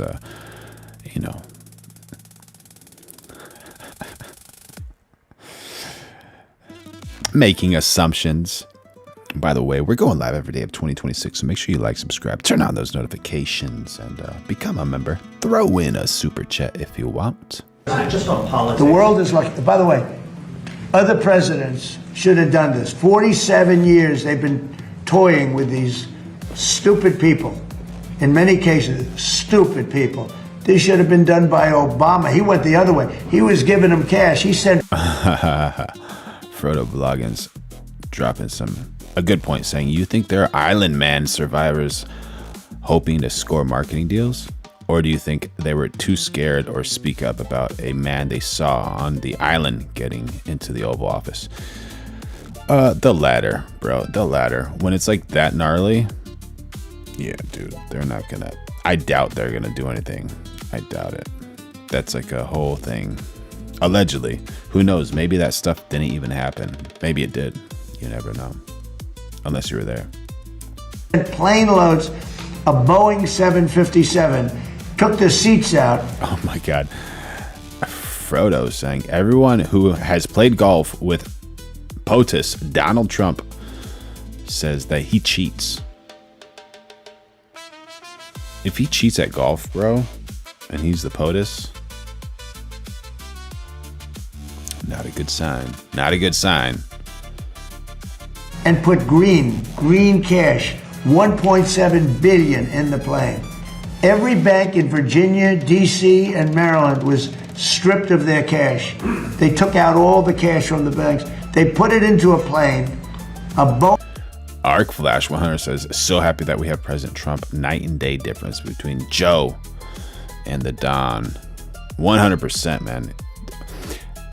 Whether you like Trump or not, he's so much more entertaining than Biden.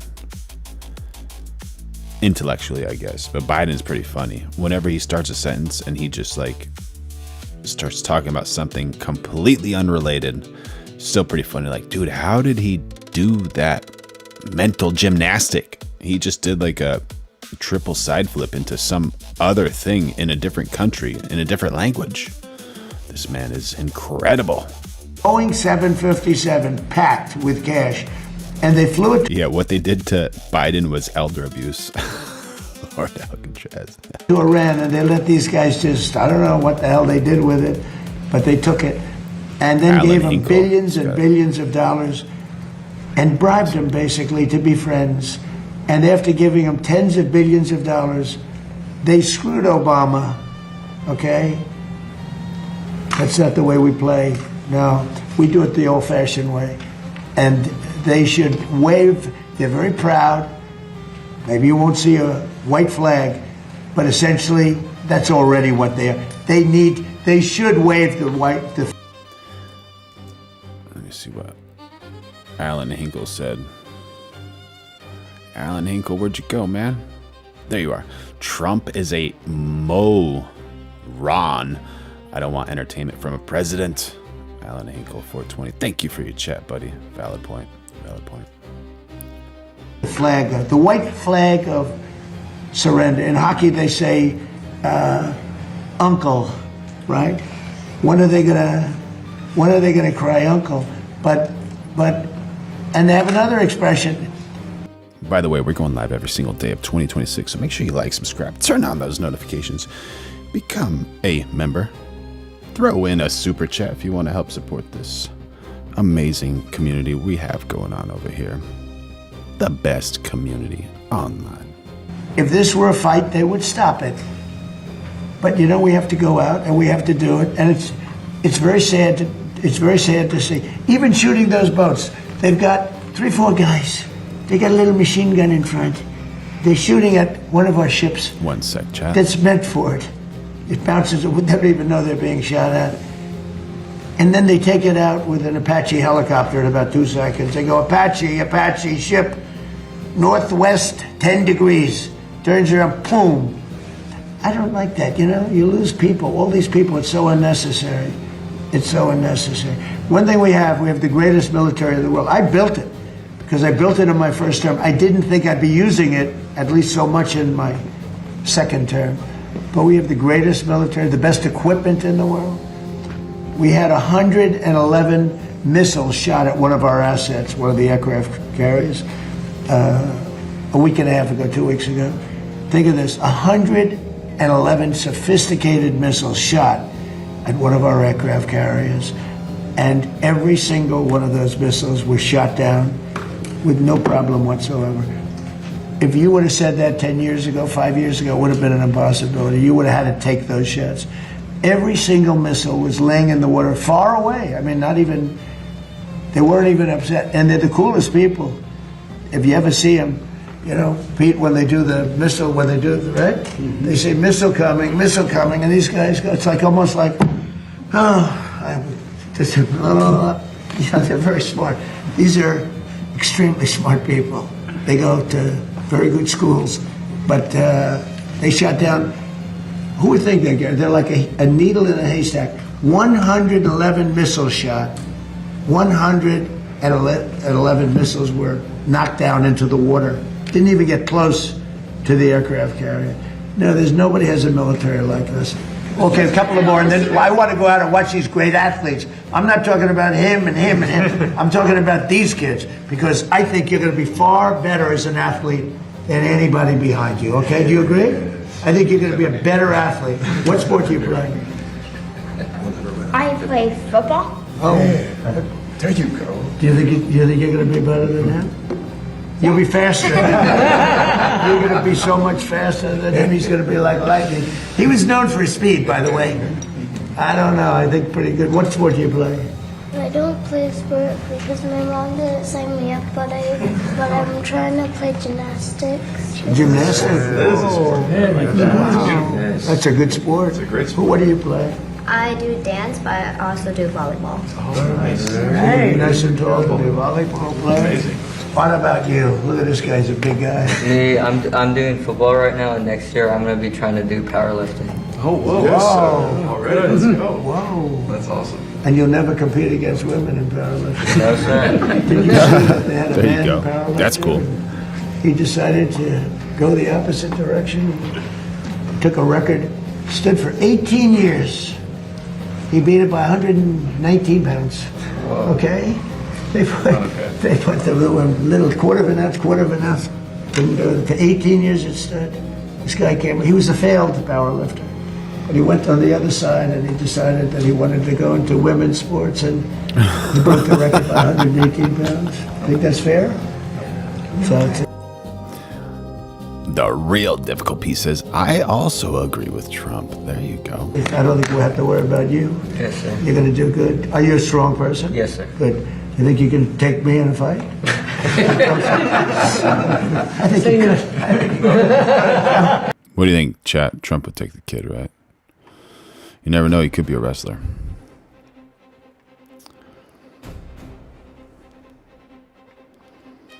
You ask, what is going on with Rubio? Or with Waters about a deal we might be closer to? Or Dan Bilzerian? My goodness. My goodness. Dan Bilzerian seems like a fun guy. Let's see what's going on with Dan Bilzerian. We've got a special guest with us, Dan Bilzerian, and his social media influence. This is This is yeah, that beauty of a man. There he is. He's the guy. He's definitely not doing one meal a day. So now you called him a fat Jew. Now you can see he is fat and he is a Jew, and Correct. So you were brought on TMZ, and I just want to play a little bit of this because it's funny to me. These guys were foaming at the mouth trying to corner you on this, and let's just see how it went. You called your opponent this fat Jew. So he's not from Israel, but you called a guy in Florida this fat Jew. How is that not anti-Semitic? Well, he's a Jewish supremacist, and he puts Israel before America, and I think that he should be tried for treason. This fat Jew is anti-Semitic. Yes. Dan. I mean, that's what you say, but how about that's every what single time that's what I know. I don't say it. I know he it. literally talks about how Muslims are lower than dogs. So is that Islamophobic? Yes. Good question, man. Yes, it is. And Harvey had to think about it for a second. Now, you talk a lot of. Hey, Mechanicsburg BMX, how dare you? How dare you, dude? How dare you? You see us, we made Trump emojis and MAGA hat emojis and goat emojis for a reason. This is a 100% MAGA channel, and we have the microphone on fire. How dare you give us accurate numbers, bro? This is not an accurate channel. And we got nose rings for the libs. No, I'm kidding. We try to stay as accurate as possible. You are absolutely correct. We have 63%. No. 63% of the chat do not agree with, do not support POTUS Donald Trump. So either we're wrong in this chat right now, or somebody is not giving Donald Trump accurate numbers. I didn't delete a comment about slurs, bro. I don't delete any comments. We don't moderate any comments. Yo, Tara Matthews, how you doing? Hackers. Yeah, bro. We're having fun. Oh, yeah, 3365. That one was message retracted. I think that person did it. Oh, if you want to say something, like you have to, say it like with periods or dots or spaces. Yeah. Oh yeah, 365 deleted it himself, they self, himself, herself. I didn't delete it. Diver Life says Trump's approval is bad.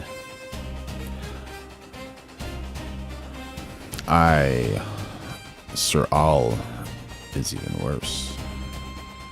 About this is a perfect example of there's a special cutout for Jewish people, and you can, if I called quit lying to people, Ozzy Bogan Tech. Just joking. Ozzy says, well, at this point you would have to have brain damage to think he is doing well. Someone a fat Italian, or if I called someone a fat Armenian, that would not be seen as a slur towards Italians or Armenians, but for some reason, when you say it about someone who's Jewish, that is anti-Semitic. Can you understand their thinking at all? What is that about? Well, they like to put themselves in a victim category, and that's really the main issue here. And that's why Jewish supremacy is such a threat, is because not only are they the most privileged class. Mechanic, thanks for being here, buddy. Make sure you like, subscribe, turn on those notifications. Become a member. Throw in a super chat so you can have some fun with Mechanicsburg BMX and all of us. And we're developing the best community over here. And I love you. The Lord loves you. And everybody in this community loves you. Is this channel that supports MAGA? Thank you for your chat. I think we're just trying to find the truth. We don't support anyone, but there's people in here that support MAGA, and there's people in here that dislike MAGA. So everyone's welcome here. We're just honestly trying to find the truth and trying to find like how we can live better lives. And we're developing the best community ever, and would love to have you on board. So make sure you like, subscribe, turn on those notifications, become a member, throw in a super chat if you want. In the world, but they've somehow managed to back themselves into a victim category, so they are beyond. Yeah, we got some strange ones in here, bro. But it's all good. Thanks. Happy to have you on board, Mechanics. Approach. If you criticize them, they have this special word, anti-Semitism, and what that does is, because of how they've been. That's right. Jim Bellina says, "Isn't Jesus' whole thing? He loves everybody." Yeah, Jesus loves you, 100%. Baked it in with the media and movies. It kind of, gives people pause. It's like, oh man, that sounds really bad, anti-Semitism. The funny thing is, most of the Jews in Israel aren't technically Semites. They don't, they're not from that region. They're Eastern European, and they don't speak a Semitic language. Semite is an Arab, somebody that speaks Aramaic or, a language from that region, and they don't really qualify for that. So it's just kind of like one more thing that they've hijacked and stolen, which is why I push back much on the anti-Semitic term, is because I don't feel like it's an accurate description of what they're saying. And 100% accurate. Diver Life jumping in on the chat, letting everybody know that the Palestinian people are Semites. So if someone tries to hurt a Semite, they become an anti-Semite, right? So if someone's hurting Palestinians, are they an anti-Semite? The real difficult Pete says, I still don't like Iran and will continue to agree. I hope I get drafted. My goodness. May the Lord be with you, bro. And I hope there's peace before you get drafted, if you do get drafted. So walk. So here's Randy Fine, and he's only been in Congress a short time, and he's already taken over $1 million from AIPAC, which is just one of the funding ways that the Zionist lobby influences and funds of politicians in the United States. That's just one. So there's, of course, look at Miriam Adelson gave $250 million directly to Trump. So there's other ways for the Zionists too. So that's just one. But walk us through. Now, you were never a political guy. You never ran for office. What made you decide? You're a former, military guy. What made you decide to do this?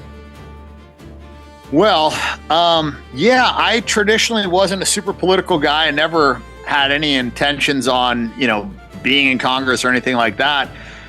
I think at the start of this, if you want to call it a war, I call it a genocide, that Israel started perpetuating upon these Palestinians, I think it forced people to kind of start confronting this issue. Oh yeah, 3365 says, Double B is taking advantage of the Iran situation to demolish Gaza. And what about Lebanon, the south of Lebanon, where people say there is no Hezbollah? Because there's just so much unequivocal data, all these, images, you've got photos, videos of, everything from killing aid workers to double tapping hospitals, which Noma Darrows says, good luck, bud, but if your children come to you saying they are the opposite gender and you believe that, then you are the enemy, and I will always keep my little ones from your little ones for all time. Very, very strong thought process. And it seems like a lot of people would agree with you. What do you think, chat? which means you basically hit the hospital, then you wait for, the journalists and the family and whatever to come over there and try and save people from the rubble, and then you hit them again. You've got he's got a pretty gnarly beard. Paramedics that are driving down the street with their lights. This guy might save America. I hope so. There you go. It's, flashing and whatever, and they're just being gunned down by Israelis. They denied that, and then they later found the footage in the shallow graves that they put these paramedics in. And then you see the children being shot in the head. You've got the soup kitchen workers that were registered with the Israeli military that were obviously targeted because they hit 2 cars miles apart that were registered with the IDF as being soup kitchen workers.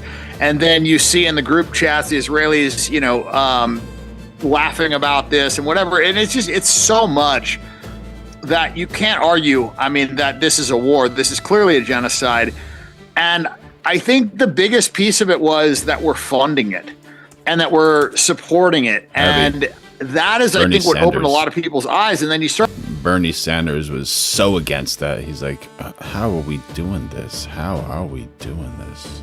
Kind of like zooming out, and you look at how much of our national debt is because of our support of Israel when you compound the interest, because every dollar that we gave them wasn't just extra money we had lying around.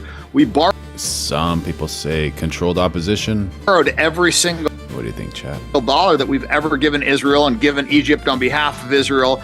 And so you have to do the compounding interest. Then you look at the, the wars that we fought. Netanyahu came and he testified in front of Congress that they had weapons of mass destruction. And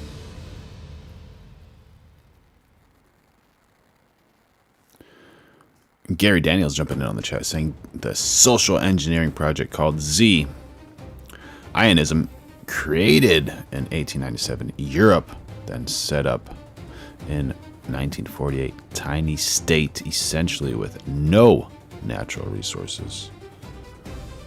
And so we fought the Iraq war on a false, premise for them, really. They're the ones that wanted that regime toppled. That cost us, by the most conservative estimates, $8 trillion. So if you look at the compounding interest that you would have to add to that as well, we're at over $20 trillion, which is more than half of our national debt just because of our support of a country that's never done anything for us. They've sold our secrets. They've attacked us. I could go on and on, but I look at that and I'm like, man, this system is broken. Then you've got the Epstein files that they're refusing to release. 4 months after they were, Dude just said the E word. Goodness gracious. According to Congress, legally obligated to release these files, they still have not done so. And then the Iran war was the last straw for me. That was just such a ridiculous thing for us to get involved in when we had all the different advisors told us that they were not a credible threat. They didn't have nuclear missiles. They didn't have ICBMs. It was just, anyways, I could go on and on. But the reason I'm getting involved is because I feel like everybody's frustrated and nobody's doing anything about it. And because I have a big following, I feel like I have an obligation to kind of step forward and do this, because if I don't, nobody else will. And so let me just, so you've said, a lot of people, I say that, because I know a lot of Jews that don't support Benjamin Netanyahu. They don't support Israel. They don't support Zionism.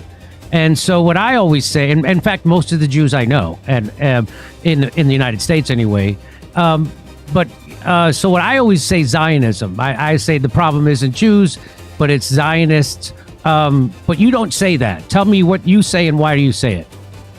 That's a good question. So, hey, chat. Here's something that you need to look at. Let me make sure I get a good frame on this one for y'all. Thank you for your support. Veronica, I love come on, you. girl. What are you doing? You see Veronica whenever you guys like, subscribe, turn on those notifications, become a member, throw in a super chat, and Veronica shows you some love and respect. But this is one thing I hope we're not gonna do as the United States of America. This is one of my worries. And I just feel like I need to share it with you. You guys ready for this one? I hope this is not us. I hope this person right here is not us. Okay, this person on the left, this is what I hope is not us. She pushes her man, angry. And she's like, oh, I thought it was a bird. It's a dude. Oh my God. Oh, I'm so sorry. Meaning behind this is, I hope we're not getting deceived. And I hope we don't have to bring out that cat. Just, well, bam, bam. Start hitting some people, right? I just hope we can laugh. Have a good time. Yeah, I don't want to be this. I don't want the United States to be this.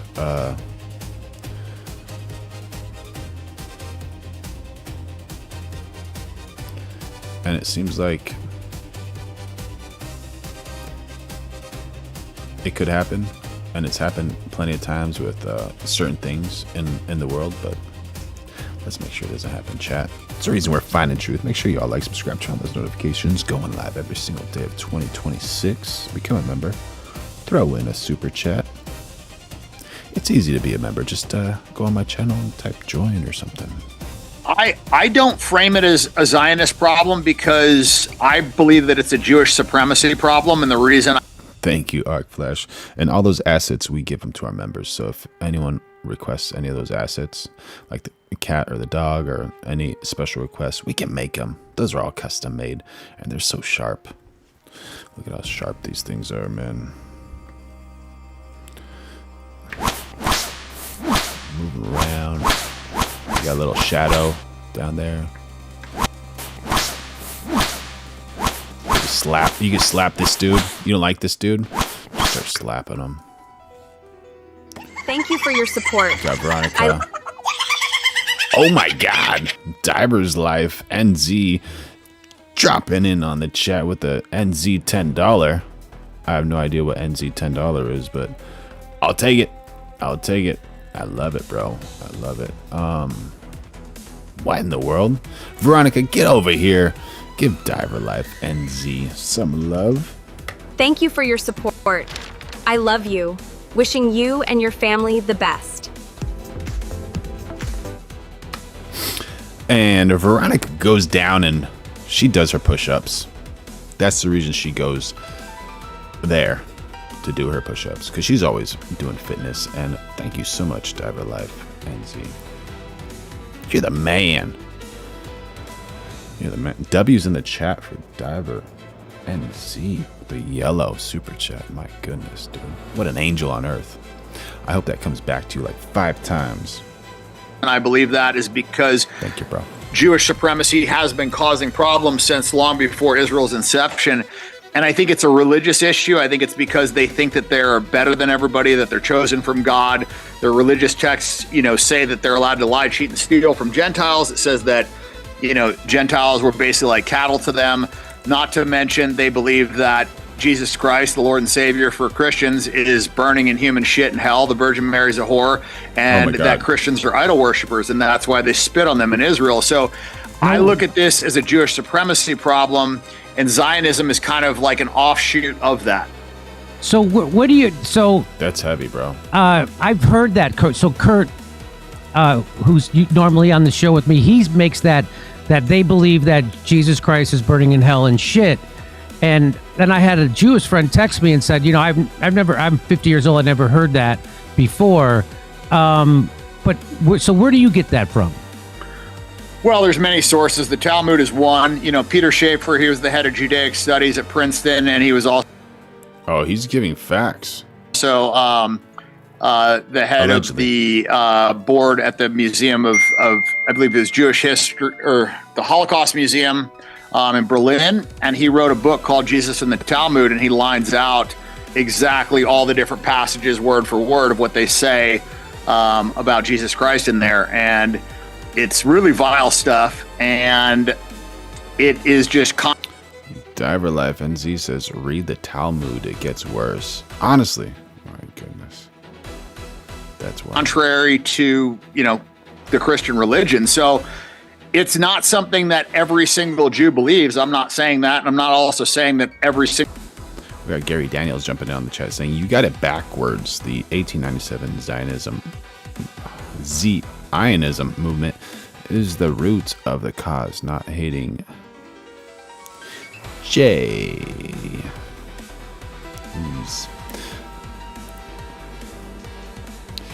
I think a lot of people would agree with Gary Daniels. Even in Israel, there's a lot of people that are protesting against the Zion. However you say that word, Zionist movement. They're protesting on the streets. They don't want to be any part of it. And there's actually Jewish rabbis who are against it as well. So It's a mess. It's a mess. When I went to Israel and Palestine, I prayed for peace, man. I could feel so much tension when I was there. It was unreal. I was there for like 2.5, 3 weeks, and I was like, I don't think I ever want to come back, man. You just feel so much, and like every day you could get in like 5 fights. So easy. Like if you don't have that self-control and that discipline, and you don't have that outlet, you know, if you like to fight, you can always go to the gym, you can always play soccer, run around, do some squats, get some exercise in. You don't have to fight. But over there, if you have a little bit of extra energy, you could find a fight anywhere, from any side. Just aggressive, man. Single Jew is a problem. What I'm saying is that the Jewish supremacist mindset. Sorry, and I also wanted to say that not all people are bad of one race or religion or anything. There's just a few bad apples that try to ruin it for everybody else. Every single race or religion has a few bad people, but I think the majority of people are good people. Is causing a big problem. And I also feel like this is a perfect example of, you know, if you were to say Russians are causing problems, you wouldn't have to qualify that with saying, but not every Russian is a problem. You know, when Bill Maher makes all these statements about, oh, Muslims, you know, they're the worst, and you know, and yeah, the mother load of bad ideas is Islam, and Randy Fine says, you know, kill them. There's 2 books, the Torah, which is good, and the Talmud, which is evil. The Zionism, which is worse. Oh man, bro, dropping facts. Thank you, man. Got some things to learn. That's so wild, dude. All, you know, they never have to qualify that with, oh, but not all Muslims are bad. But for some reason, when you criticize Jewish supremacy or Zionism, you have to then carve out this thing of like, oh, but not every Jew is bad. Like, obviously, not every Jew is bad. I mean, only an idiot would say that every single person, you know, of a 16 million population, ethnicity, religion, whatever you want to call them, is a bad person. I'm not saying that. It would be a silly thing to say that. However, you can say that they are causing a massively disproportionate amount of problems, and that any kind of a supremacist mindset is going to cause issues. Anytime you think that you're better than other people, you look at South African apartheid, you look at, you know, anything historically, anytime a group thinks that they're better than other people, you know, traditionally they do not treat them with the same humanity that they would treat their own tribe. And so when I look at a Jew, you know, and this is, you know, well, let's just go back 5 years. When I look at a Jew, I looked at him as like, you know, an equal. There was no better, there was no worse. I had no animosity towards them. In fact, the idea that a Jew wouldn't like me never even crossed my mind, because in my mind, you know, we've always stuck up for Jews. We saved them in World War II. You know, we've always been a friend of the Jews. And so why would a Jew ever not like me? And when I really started to dive into the religion and see what their chief rabbis are saying, you know, and see what the Talmud says, and see how they've behaved historically in the history that they never teach us about, like the Bolshevik genocide, the Holodomor, you know, all these instances where Jews are mass murdering Christians, which they never talk about in the textbooks and never teach us, and things that preceded World War II, then you start getting a little bit better of a picture of what actually happened historically and not just what you were taught. So, well, how are you going to combat the... Gary Daniels dropping it on the chat saying, the M words are what took in the expelled tribes. The moment you say expelled tribes, can you define expelled tribes? What do you mean by that? Thank you for your chat, buddy. I've been reading your chats and trying to understand. Yeah, the attacks that say that you don't make that distinction, that you say we have a Jew problem, and instead of saying we have a Zionist problem. And do you think that maybe it would be smart for your campaign to try to temper that so people don't get the wrong idea? Thank you. Nope. One of the things about my campaign is that I'm not going to craft my message in any way, shape, or form to appeal to people. I'm going to tell the unadulterated truth. Yeah, but which tribe was expelled? Like, what is a tribe? It is not going to be shaped at all for the group that I'm talking to. I'm going to say what I truly believe. And and you're either going to like me or you're not going to like me, but you're going to like me or not like me based on what I truly believe and not a that's a fact, Diver Life. crafted version that I think is going to appeal to allegedly my audience. So I'm specifically not going to craft any message. I'm just going to be completely honest. And I think that's what politicians today are lacking, is raw honesty. You thought that you were going to get that with Trump, and then you got an absolute narcissistic, pathological liar. And so, that's a very important piece of my campaign. And one of the reasons why I'm running is because I believe that politicians have an obligation to be completely honest. And like I said, I'm not saying that we have a Jew problem. I'm saying it's a Jewish supremacy problem. I mean, I would say that, Jews are causing a disproportionate amount of problems. I'm not going to apologize for that. I didn't choose this fight. And the reason I'm not going to focus on Zion. All right, let's see what's going on Google. The Talmud.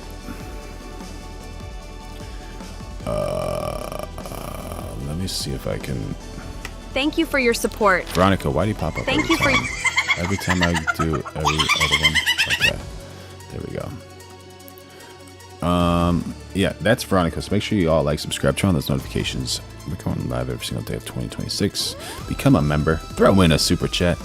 And the Talmud does not use specific phrase. The Virgin Mary was a who, R-E, but it contains polemical passages that characterize a woman named Miriam, interpreted by critics as Mary, the mother of Jesus, as in, and her that word, adult, Eres, and her son as illegitimate, Sanhedrin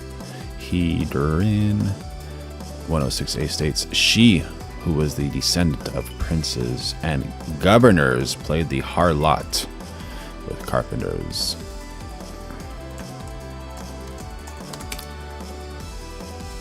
A harlot is a churi, a common man, a person, male or female, of low birth, a person given to low conduct, a rogue, a cheat, a rascal, a woman who, P-word,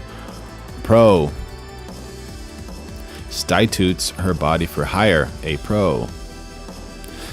Stitute, a common woman, a strumpet. With carpenters. She liked carpenters. Allegedly. Which critics link to Mary's Davidic lineage and Joseph's profession. Describe a woman named Miriam, a dresser of women's hair who was not faithful to her husband, Papas ben Yehuda, with a man named Pandera or Pathera, resulting in the birth of Ben Stede or Ben Pandera. Scholars debate whether these passages refer to Jesus' mother or conflate her with Mary Magdalene. Some argue the name Panthera is a pun on the Greek Parthenos, a virgin, intended to mock the virgin birth narrative. These texts are viewed by some as part of a broader rabbinic counter-narrative to Christianity, while others argue the references are ambiguous or refer to different historical figures entirely. What, dude? That is wild, bro.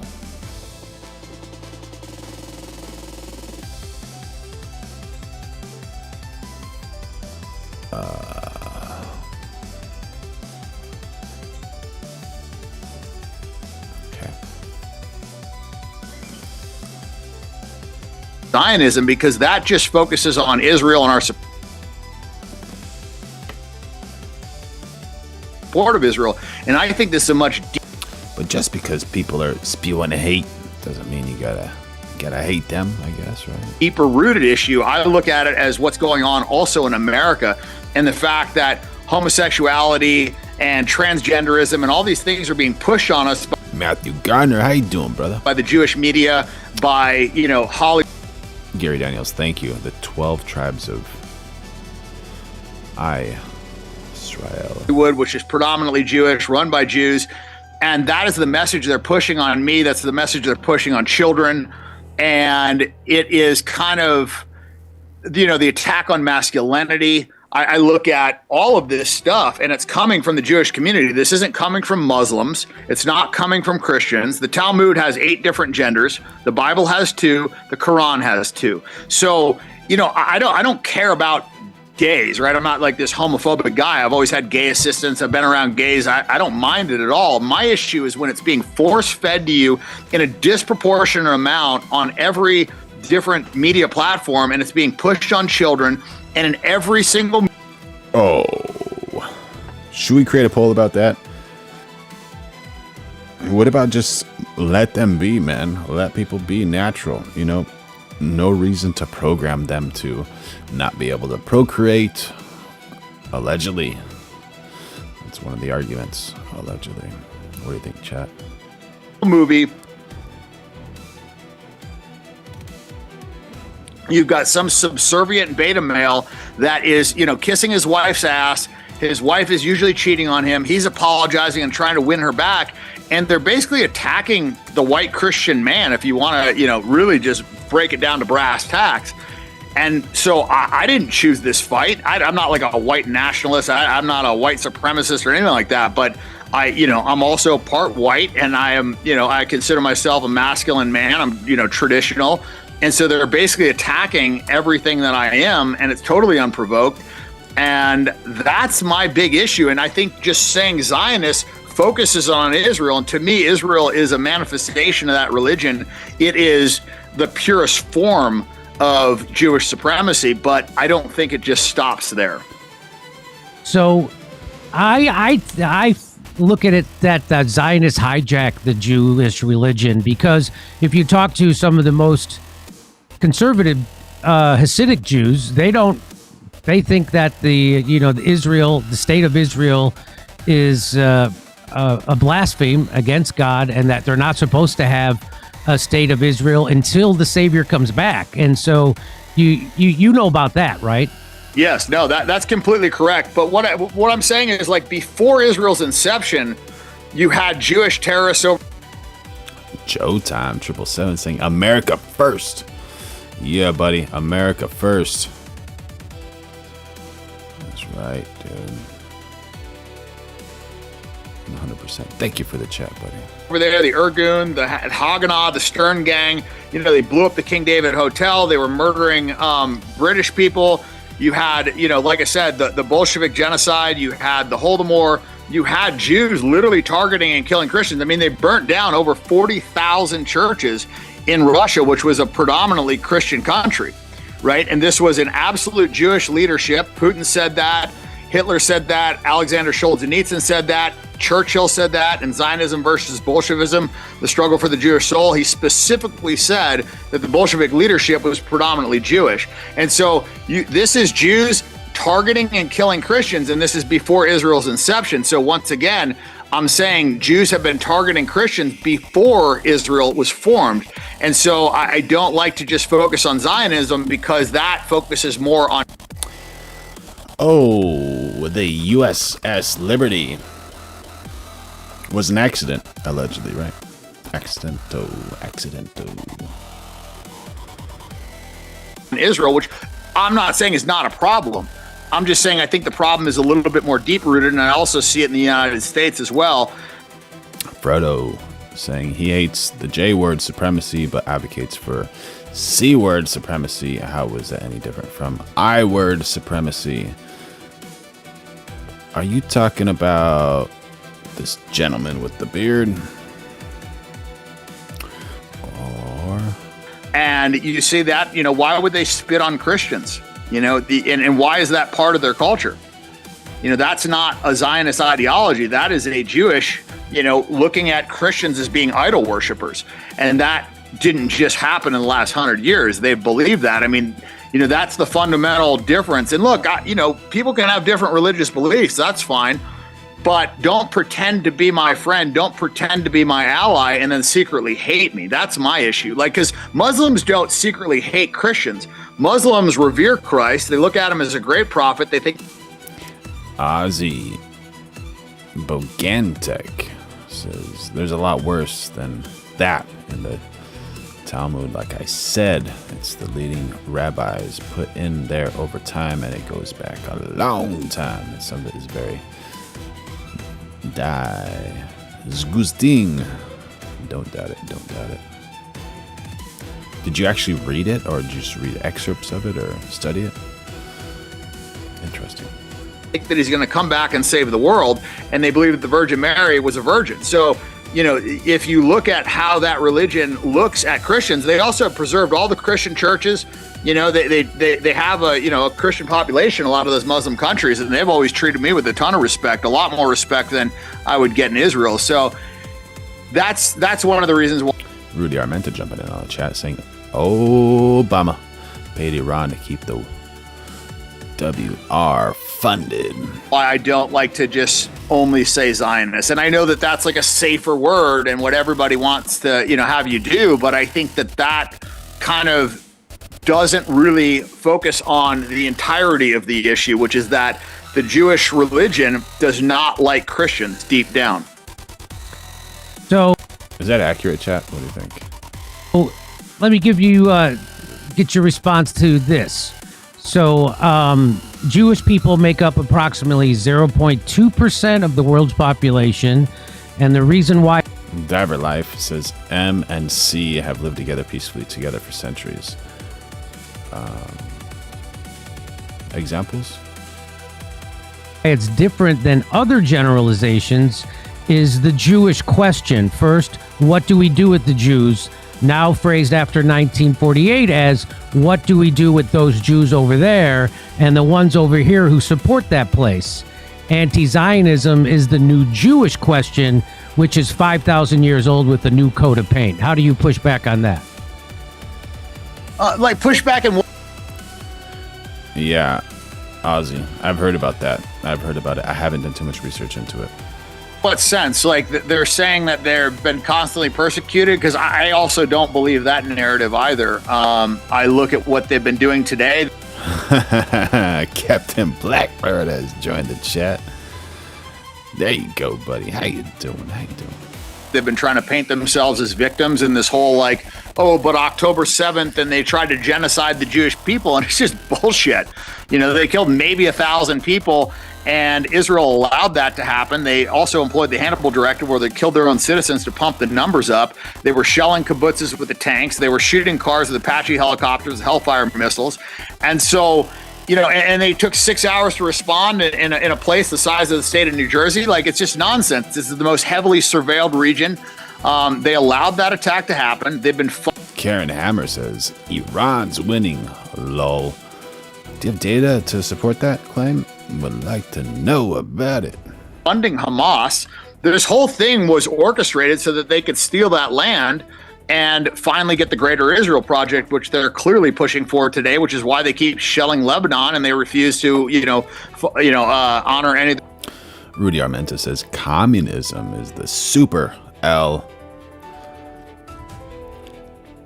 I think a lot of people agree with you on that, buddy. Their ceasefires or our ceasefires, any of our peace deals, is because they want the Greater Israel Project. They don't want peace. They want more land, and they've been continuing to steal more land ever since, Israel's inception in 1948. I mean, the West Bank was never supposed to be theirs.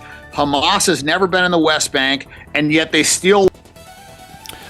Diver Life says, every M word I know has respect for me and my Christian beliefs. There you go, man. There you go. Yeah. I can say the same. I have Muslim friends, I have Jewish friends, and they're friendly to me. I think it depends on the person. There's so many good people on the earth, and just a few try to ruin it for everybody. Land there, they're bulldozing homes, they're colonizing it, they're setting the trees on fire. I mean, that's where they ran over Rachel Corrie, and then after they ran her over in a bulldozer, this is an American citizen, they had pancake parties all over Israel to mock her death. I mean, these are not our allies. These are bastards, and I'm not going to pretend like they're not. It's just, I'm tired of it. I'm tired of them murdering people. I'm tired of them using our tax dollars to do it. And I'm tired of them stealing land. I'm tired of... Sandra Logue has jumped in the chat. How you doing? Good morning. Happy to see you. them, attacking their neighbors unprovoked. I mean, they attacked 7 countries in a year. Who else has ever even done that? 7 countries unprovoked in a year. That's craziness. Gnarly. So, yeah, we demand peace, and we are so happy Sandra is doing great.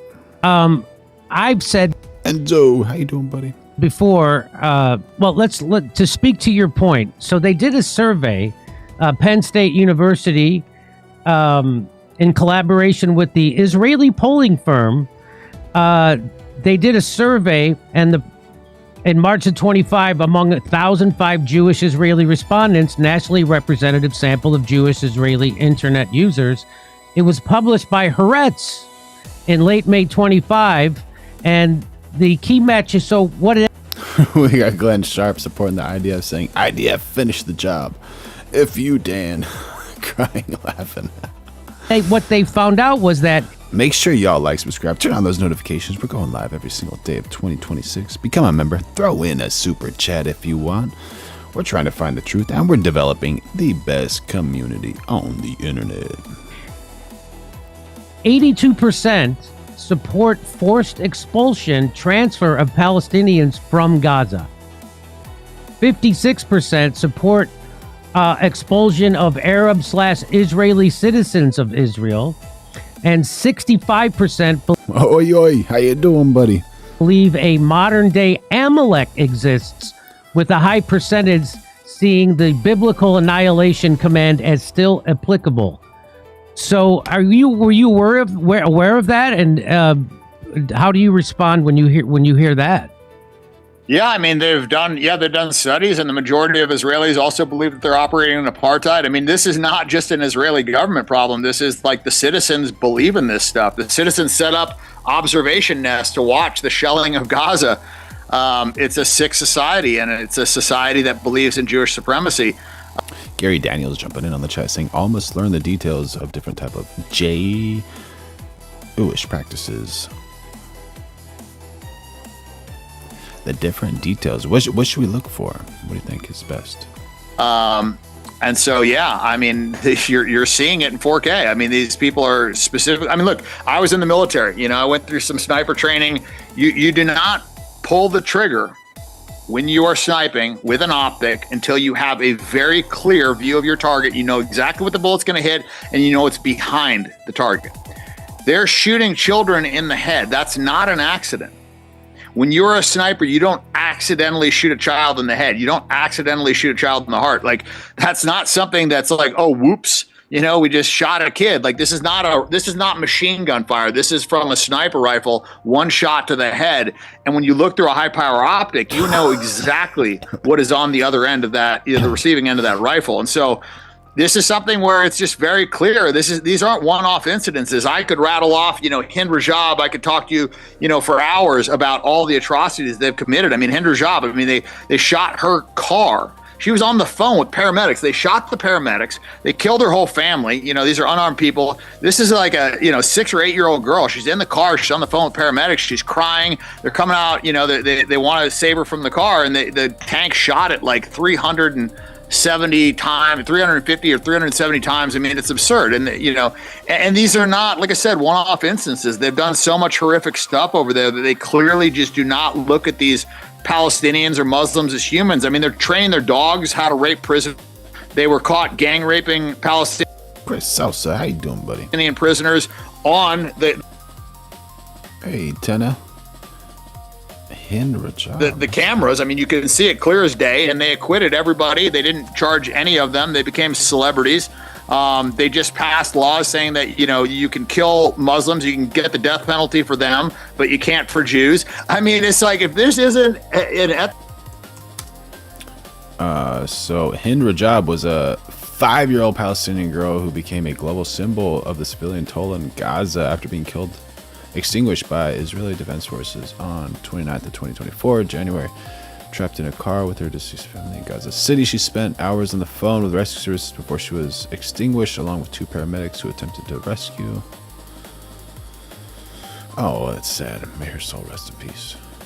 Ethnocentric apartheid state that has no regard for So you knew exactly who he was talking about. You know, That's non-Jews, wild. I don't know what is. I mean, this is the clearest example of supremacy that we've ever seen in our lifetime.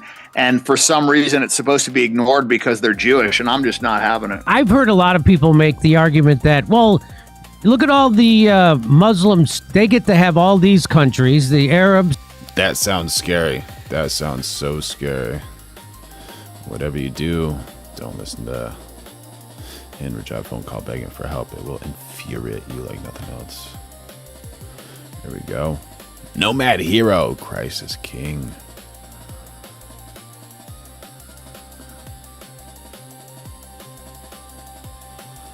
Oh yeah, says Pope Leo was right. He wasn't just looking at President Trump. What do you mean by that? What do you mean by that? Oh my gosh. Through heavy metal.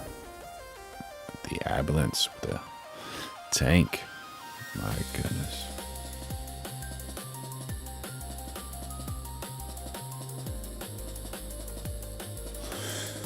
Interesting. And Muslims Definitely a mess over there. How can we find peace? That's the question. How can we find peace? Have all their countries. Why can't Jews have one country? What do you say to that? Well, I mean, there's 2 billion Muslims, right? So a quarter of the globe is going to have to inhabit more than 16 million. And it's not like the Jews are homeless. You know, they're in all the nicest, best places in the world. They're massively overrepresented in Beverly Hills. They're massively overrepresented in New York City. They're massively overrepresented in Miami.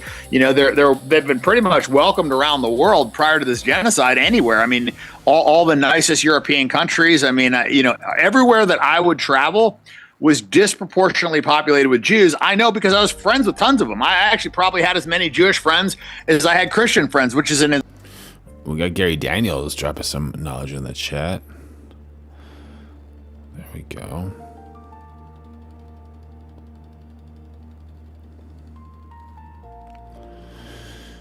Jim Bolina says, learn your history. Absolutely. It's important to know your history, right?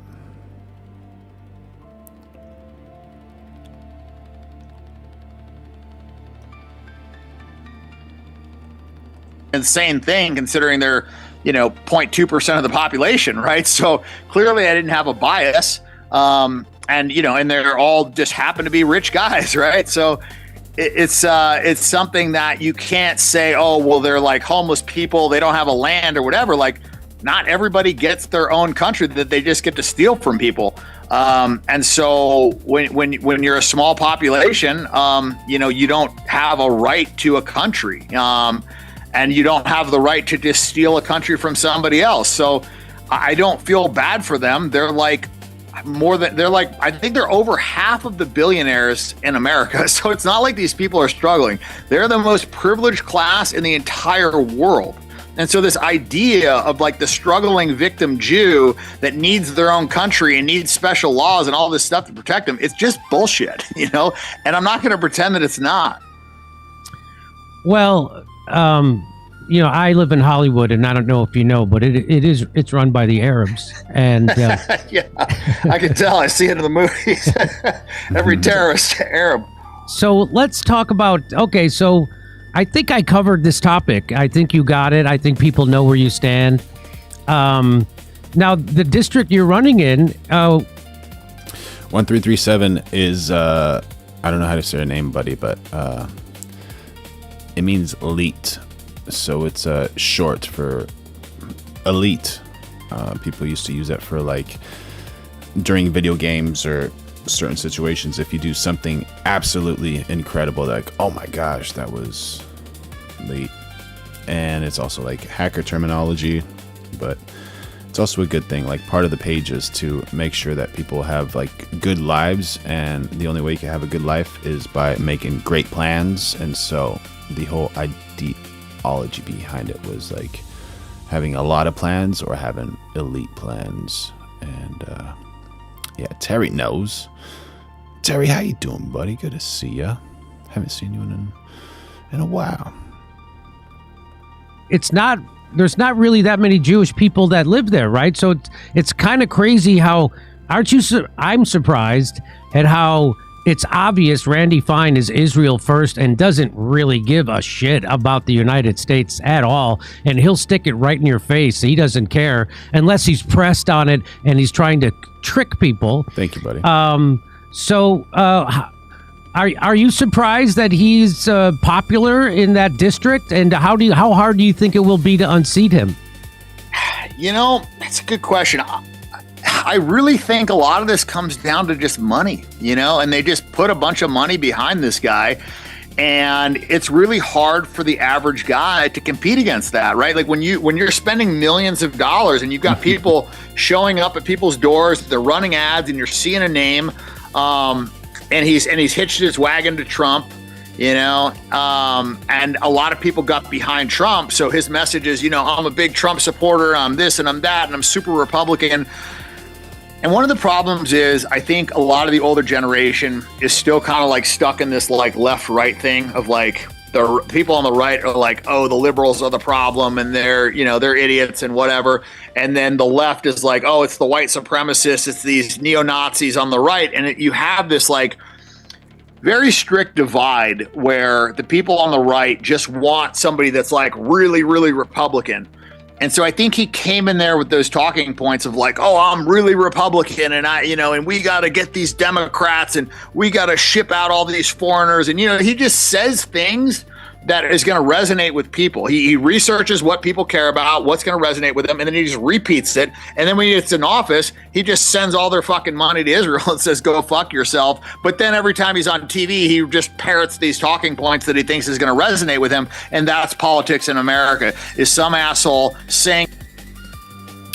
Ozzy Bogentech says money, blackmail, and direct interference in the USA education system. Man. Exactly what he thinks everybody wants to hear, and then doing what's best for him and his donors. And that's the problem with the system. That is the crux of the issue, is you've got people have no allegiance to the truth, have no allegiance to the country, have no allegiance to their voting base, and just do whatever's best for them, and there's no repercussions. And every time you go into the ballot, it's fucking bad or worse. It's Kamala or it's Trump or it's Biden or... Mike KZ jumping on the chat saying, a small country backed by the weaponry of the most powerful military in history. Jamaica could be our word with our backing. There you go. What do you think, Chad? Do you agree with that? Make sure you all like, subscribe, turn on those notifications. Going live every day of 2026. Become a member. Throw in a super chat if you want. Or it's Trump, you got, shithead or shithead, and, and it doesn't seem like anything that you vote for matters because they all do the same thing. They all fund these foreign countries. They all support these foreign wars. They're all run by these Zionist laws. Sorry, chat. We got a very important one. Where did it go? Oh, man.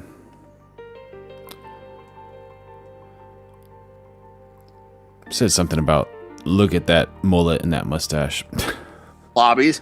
And so I think you've got, finally now people are waking up, and I think you've got frustration. The question really is going to come down to, can the older generation figure this out, or can we get the younger generation to actually turn out and vote? Because we got about 800,000 people in that district, and we really only need about 60,000 of them to come out and vote. So if I can mobilize some of the youth that actually already is hip to this problem and understands what's going on politically, then we win.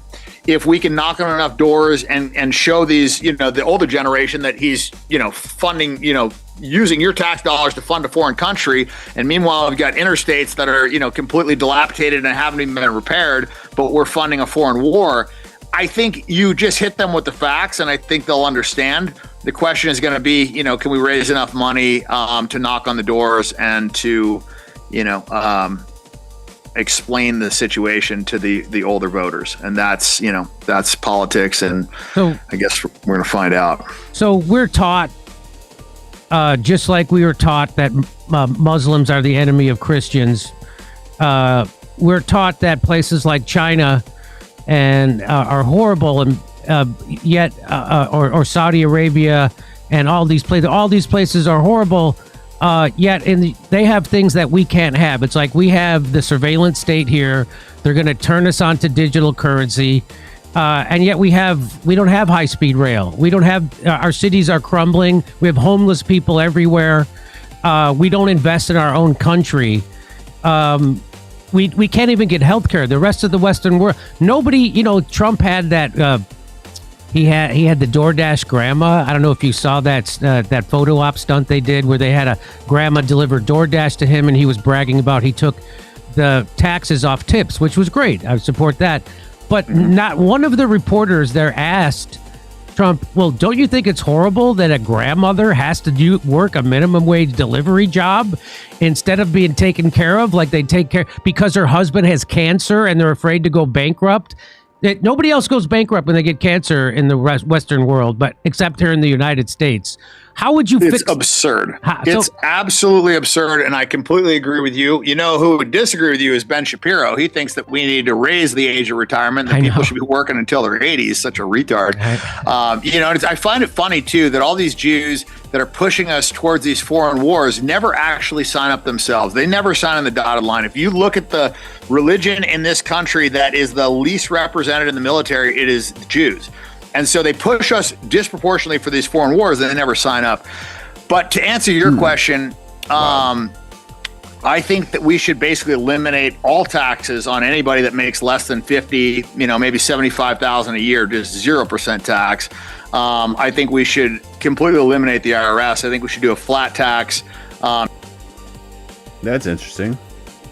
Very, very interesting. You should do sales tax. I think we also need to start balancing our checkbook correctly. The government's just run so inefficiently. You've got agencies like the ATF that has absolutely no business humongous. How you doing, buddy? Existing. They serve no purpose.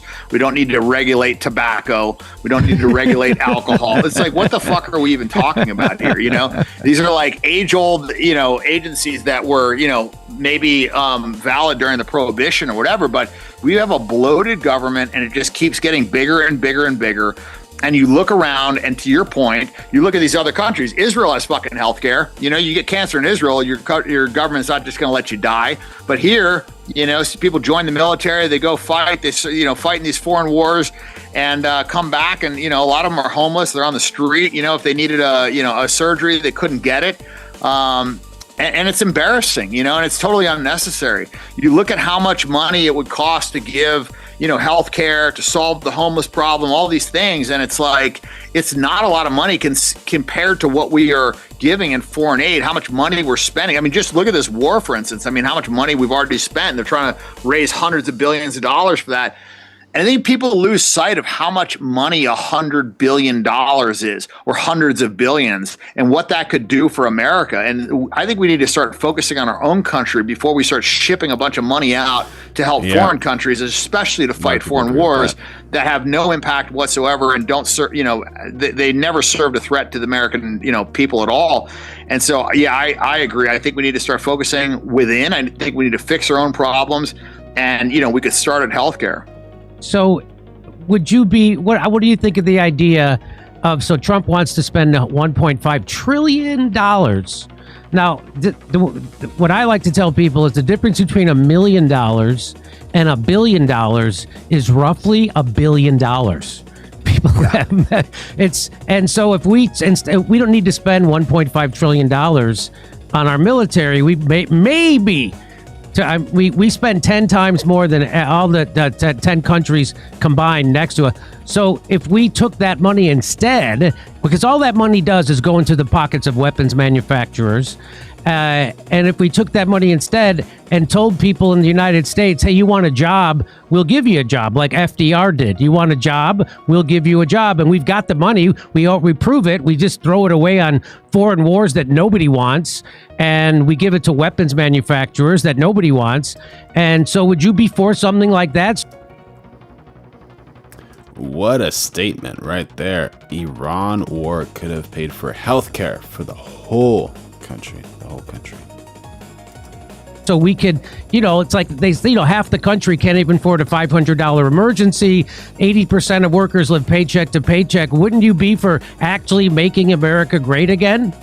Absolutely. I mean, and you have to understand, our military is so bloated and it's so unnecessary. And Iran has given us a very good lesson over there on, they're sending out a $20,000 drone, $30,000 drone, and we're spending millions of dollars to down that drone. Like, warfare is being fought very differently today. And this idea that we need to spend all this money on all this obsolete equipment, when at the end of the day, the nuclear deterrent really is all you need, right? You don't need this crazy bloated military unless you want to go invade. Humongous, dropping that fire, Mike. There you go. A bunch of foreign countries, which I don't think we should be doing anyways. I think we should be, focusing on helping Americans as opposed to killing foreigners. And so, yes, I completely fucking agree. This is just an absolute waste of money. Is that Barry MC? Has Barry joined the chat? And I just, it's just very clear to me that the people in government don't actually give a shit about the people. And you see it in their decisions, because to spend $1.5 trillion to potentially kill foreigners when you can't even take care of the people in your own country. I mean, I think every single person in America should have basic needs met. I mean, we are in the 20th century. We are the most technologically advanced, one of the best armed, whatever. There is absolutely no reason why human beings in America should be dying of starvation, living on the streets. People in even foreign. I'm doing good, brother. How are you? Haven't seen you in a while. How's everything? Countries should be, dying of thirst. Like, it's just, I don't know, man. I kind of I think if you just zoom out and look at this, like, if you were a kid, and you're at the lunch table and you've got, let's say you're a billionaire. So you've got 70 lunches, and you look across and there's like kids that have nothing. That's how I kind of look at billionaires. It's like, there's people starving in the world, and you've got, 700 million pails of lunch, and you can't just fucking hand these guys one. I just think that it's just such a greedy mentality to have so much money that you could never spend it in 20 different lifetimes while people are starving to death. So, yeah, I just, I think people. Does that make Mr. Bilzerian a socialist? People are looking at life wrong. It's not about accumulating the biggest number in your bank account, especially once you get to or a humanist or a philanthropist, the point where you can't spend it, especially when there's people suffering. I mean, it's just, I don't know. I think humanity's kind of lost touch a little bit with what's important. So you would, in Finland, they have. He's a patriot. They were one of the lowest in education metrics, right? And so they decided to put not just one teacher in each classroom. They put Awesome, 3 teachers in each classroom so that kids got individual attention. And they don't have, like in the United States, my wife was a teacher in the public school system in California, and they had sometimes 40, 45 kids in a classroom, and then she had to teach 6, 7 classes. There's nobody can do that in an effective way. And so would you be again, that's be another thing. Instead of spending money on war, would you spend it on educating our kids and giving everybody healthcare? You'd be for that, right? I would definitely be for the healthcare. I think for the schools, rather than have more teachers, I would change the curriculum. I think that a lot of the things that we are learning as kids is completely worthless, especially now with these, every cell phone that you have can do every algebraic equation. You've got AI that can solve anything. We don't need to be focusing on memorizing, the historical dates and all that stuff. When you focus on history, you should learn about past events, what people did wrong, what shaped thought, why countries did certain things. We got Salty Colonel saying, you claim Trump as a fascist, yet he's the only person actually taking out fascists. It's almost like you smear him with no credible reason. There you go. You should learn so that you don't repeat mistakes instead of just memorizing a bunch of dates, memorizing a bunch of people's names. I think with math, this idea of we're doing, multiple, algebra 1. Salty Colonel continues, Democrats always cry about how they want to help people, but everything they do destroys innocent lives. What do you think, chat? Do you agree with Mr. Salty Colonel or Salty Colonel? And we're going live every day of 2026, so make sure you like, subscribe, turn on those notifications. Captain Blackbird, you rock, my brother. You rock. Thank you. On Algebra 2, a bunch of math that you never use. Become a member. Throw in some super chats if you want. In your life, but nobody learns how to, just balance a checkbook or file a tax return or, do things that you would just have to do in daily life. that's not taught in school. And so I think our whole curriculum. What? First person experience right here. Salty Colonel says, in Portland, we have homeless camps everywhere. And yet Portland liberals claim to care about homeless more than anyone. My goodness. If you remember, you could type colon, septum, colon, and you get a septum piercing. Make sure you like, subscribe, turn on those notifications. Going live every day of 2026. Become a member. Throw in a super chat. Is just a bit of a waste of time, and it seems to be kind of like really focused on almost making you obedient. That's the way I would look at schools. I think it's more focused on like teaching you to follow rules instead of learning things that will help you in life. That's why, you know, tons of super successful people were, you know, they never even went to college, you know. Bill Gates didn't get a college degree. Same thing with Steve Jobs, right? So those are the two biggest tech guys in the world. They didn't go. So, you know, I live in California, and it's 100% Democrat state. Democratic governor, Democratic Senate, Democratic House, and the place is falling apart. We got homeless people everywhere. They spent $24 billion. They said they spent that on trying to fix homelessness. Yet when the House and the Senate overwhelmed. Sad story. Gary Daniels jumping in on the chat saying school unions, especially in California, are not about children first. How incredible would they be if they were about children first?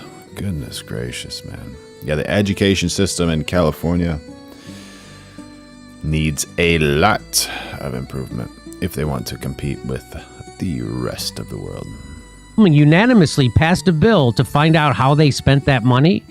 Governor Newsom vetoed it. And that really happened. And so now we'll never know what happened to that money. We all know it's going to corruption and graft.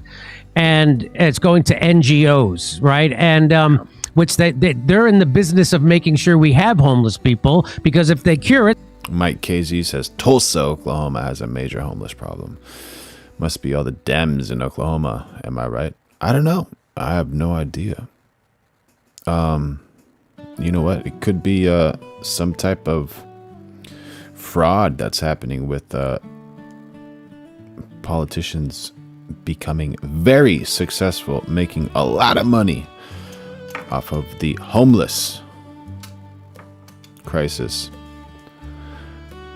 in Oklahoma, which is horrible, but that's unfortunately the way it happens. You know, those poor people, they're on the streets and have issues, and they can't find a job, can't find housing, can't find anything, while people who don't even know them, who are disassociated with them, not even attached to them, are filling their pockets with those Washingtons, with those Benjamins, those green dollars.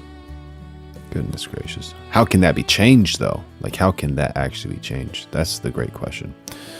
We're going live every day of 2026. Make sure you like, subscribe, turn on those notifications, become a member. Throw in a super chat if you want. They are out of a job. So my point is this left-right divide is fake. And that's been the message of my show, is that because, you know, everybody thinks that all my liberal friends in Hollywood think if we just vote Democrat, it'll fix things. Well, we did it in California, and things are fucking horrible in California. They can't even build a goddamn train. They've spent $15 billion on it, and they got about 10 feet of train track. That's it. And so, thank you, Ozzy. Happy to have you here, buddy. Speak to that about that. That's the oldest. You know, my neighbor is not my enemy. And by the way, you did not vote for Trump, right? You and even in 2020, you knew you didn't vote for Trump and support him. And tell me a little bit about that. Yeah, I mean, I agree with you. I don't. Diver Life says California is cooked AF. You know, one of those things about being right there on the bottom of it all, rock bottom. The only way you can go is up, unless you start digging. But you never know. We might get a good good mayor, and things might change, hopefully. Don't believe it's a left-right thing. And I find myself, having very good conversations with super liberal people, with black supremacists, with white supremacists, people that I never really would have thought that I would connect with. We're all kind of connecting on this issue because I think we're starting to realize that we've been sold a bill of goods, and that the problem in America is not, it's these stupid liberals, or it's these crazy conservatives, because we got Trump, right? And Callie is digging. So what do we get with that? A bunch of fucking problems. Okay, well, we had Biden. What do we get with that? A bunch of fucking problems. So it's clearly not, we get the Democrats in and they're going to fix everything, and now we got a Republican in. It's like, and that's been going on since, for a long time in America. And I think people are starting to see it's, I really like George Galloway's way of putting this. He said, two cheeks of the same ass. Mm-hmm. They're both clapping together.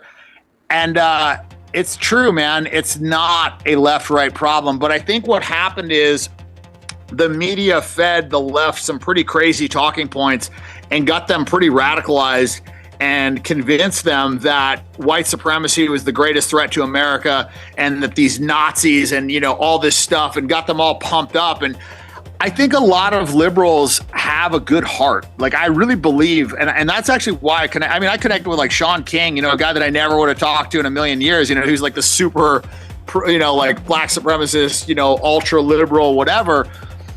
And I had respect for him because he started speaking out about the genocide, and he started speaking out for Palestine. Same with Greta Thunberg. I mean, she went to jail for it. So I look at the left, and I think a lot of them have made like real sacrifices for what they believe in.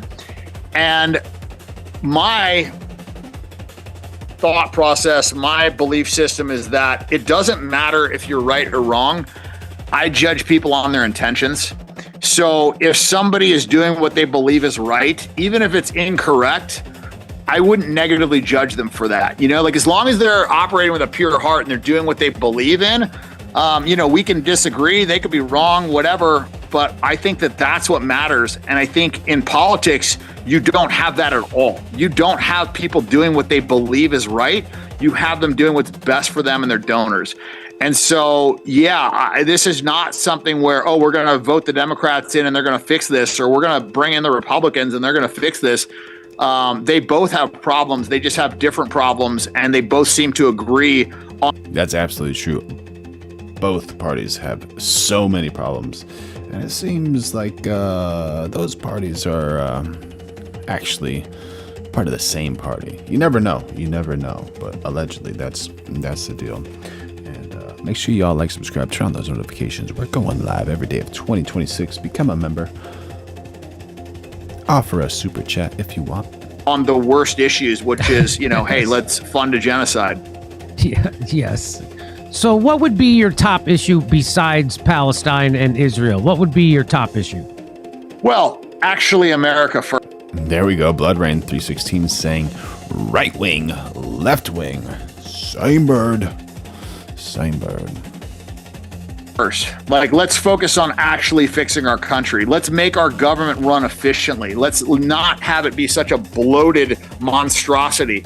Let's use our tax dollars efficiently. Let's learn how to balance a fucking checkbook. Because this whole kick the can down the road, bail out all these Jewish banks, it's just nonsense. We need to focus on America. Why is the Federal Reserve a private bank dictating what our interest rate is? Why are they printing our dollars? Why were they even set up in the first place? Thank you. Oh, yeah, 3365. Happy to have you here, buddy. Don't be a stranger. I mean, federal income tax is unconstitutional. I think our whole system needs a massive overhaul. And I don't think that Americans understand how good we could have it if our government was actually working for the benefit of the people instead of the benefit of the Blood Rain saying a true independent. Thank you, sir. Absolutely. Trying to find the truth, trying to find the center, trying to find the right way to live a life. That's right. We're developing the best community over here. So happy to have you all here, and make sure you like, subscribe, turn on those notifications, become a member, throw in a super chat. Thank you, Blood Rain. Thank you, buddy. Assholes running it. And I think that we have wandered a long way from where our founding fathers wanted this country to be, and I think we need to bring it back. Diver Life saying America should be great. You've got all the ingredients. 100%. 100%. Yeah, give your money to Captain Blackbird. What a good man. What a good man. Do you have any support from non-Zionist Jews? Do I have any support from non-Zionist Jews? Yes. Yeah. I mean, I still maintain friendships with some of my Jewish friends, and I've had some really good. Hold on, we got a new word. Quisling. Thank you, buddy, for using that word. Quisling. Quisling. Define. A traitor who serves as the puppet of the enemy occupying his or her country. What? Thank you, buddy. Thank you, buddy. I'm gonna copy your name. I'm gonna translate your name so I can say your name.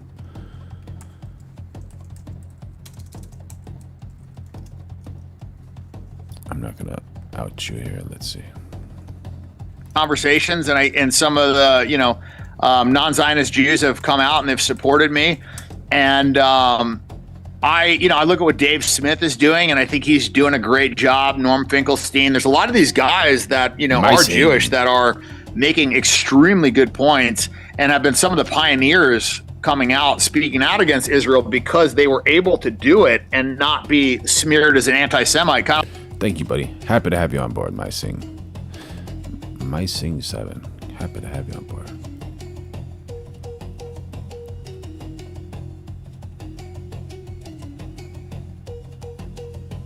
Like how Candace Owens was allowed to talk about, some of the problems with black crime in this country because she was black, so they couldn't just label her racist. And I think that's good. I think we need to really promote a message of unity in this country. We need to start coming together and stop with this fucking finger pointing and it's this person's fault and this person's fault. And just like focus on what's best for America for once. I just feel like it's been so long since this country. We got Callie Chica saying, Captain, go kiss Veronica. And then Captain Blackbird says, one push-up at a time. And Callie Chica and Blackbird have helped so much. But if y'all other ones haven't, and you feel like doing it, right now is the ideal time to do it. So make sure you like, subscribe, turn on those notifications. And if you want to throw in a super chat, throw in a super chat. If you want to become a member, become a member. Members get so many cool things. Like we just did a private live stream yesterday with some amazing AI. Did some great design work. So yeah, enjoy.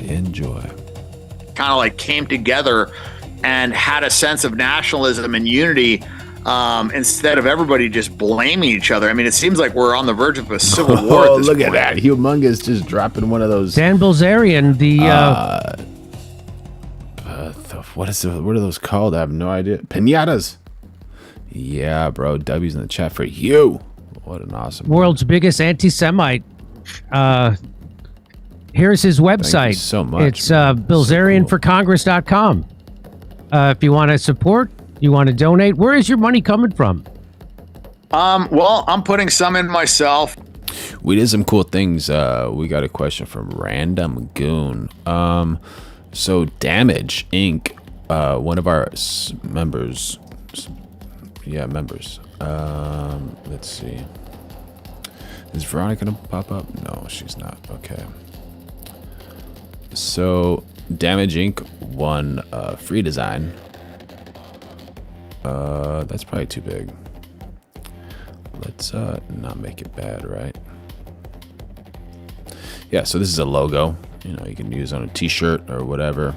Here's another logo. He likes muscle cars. He likes the Chicago Bears. He likes military things.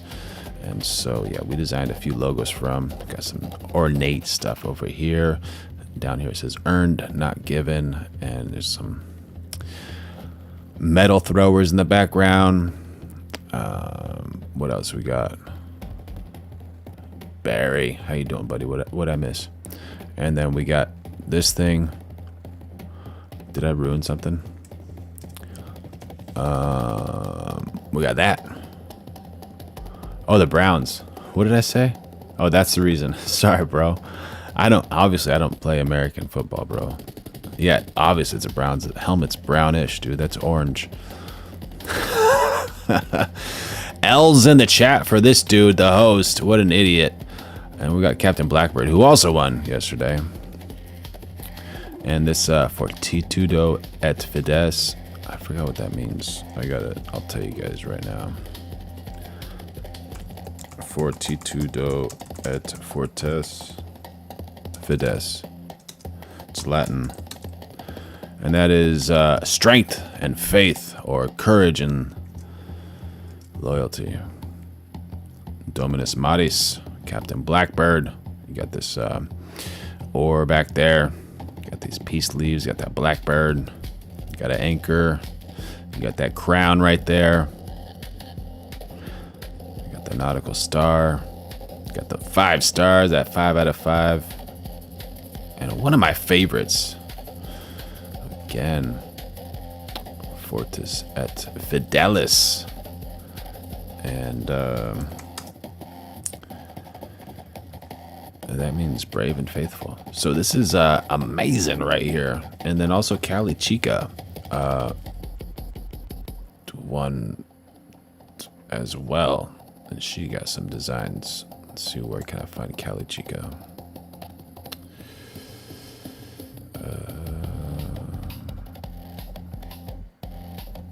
And yeah, so we just go through like all this type of stuff, and yeah, members get a lot of cool things, and I help with like everything, audio, video, whatever you need. And Cali Chica is right here. She likes San Diego. She got that 619. So this concept was kind of Necker, Necker. I didn't say the bad word, but that's like the design pattern. You guys have probably seen it for real. Oops. I forgot how to spell it.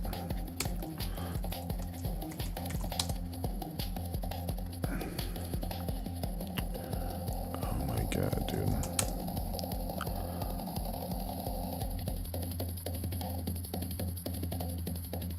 It's not showing it to me right now. But anyways, that was the inspiration.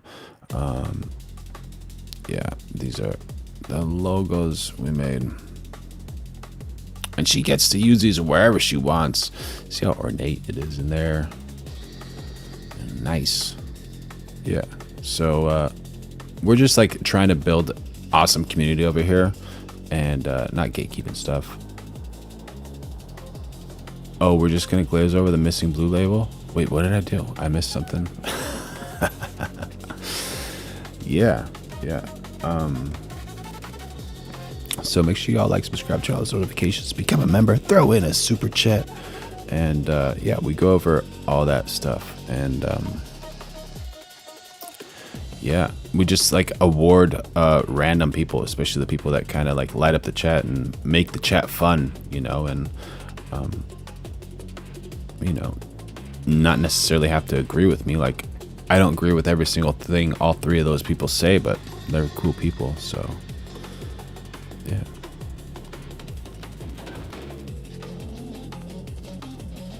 Thank you, man. Thank you, man.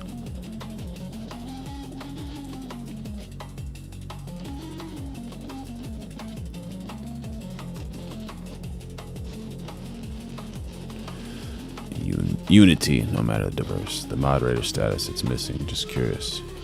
Oh, we had to reset like everything. So like I took off like all the moderators and all that type of stuff. So, but if anyone's bugging you, just let me know, or bugging anybody, and then I'll put them on a timeout for a little bit. And then if they're really bad and just like horrible, then they gotta go. All right, so Ian Carroll has some health things. Curious.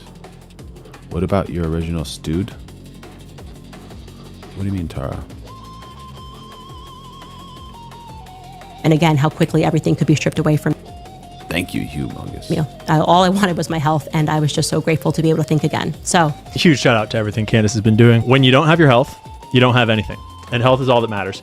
And there's nothing quite like that can humble you and give you perspective and bring you back around to what really matters. Conspiracy theories are entering a Information is the oxygen of the democracy. There's so much evidence out there that even if less than 1% is true, that would be enough to collapse the current paradigm and change the whole. No, we got Random Goon dropping a $10 US dollars in the chat. Random Goon wants to see Veronica. W's in the chat for Random Goon. Come on, y'all. What an amazing man.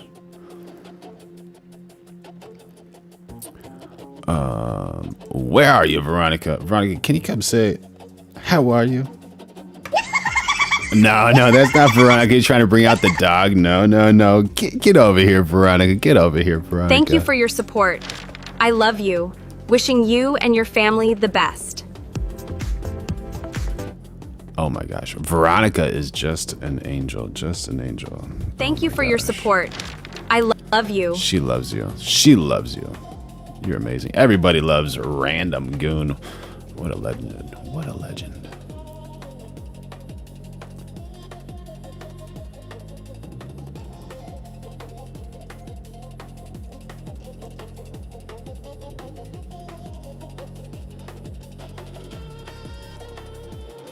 Oh yeah, Barry, so what happened was somehow the restream got banned and then some other things got banned, so I had to reset everything. And then so like it was like didn't have any moderators there, but yeah. Yeah.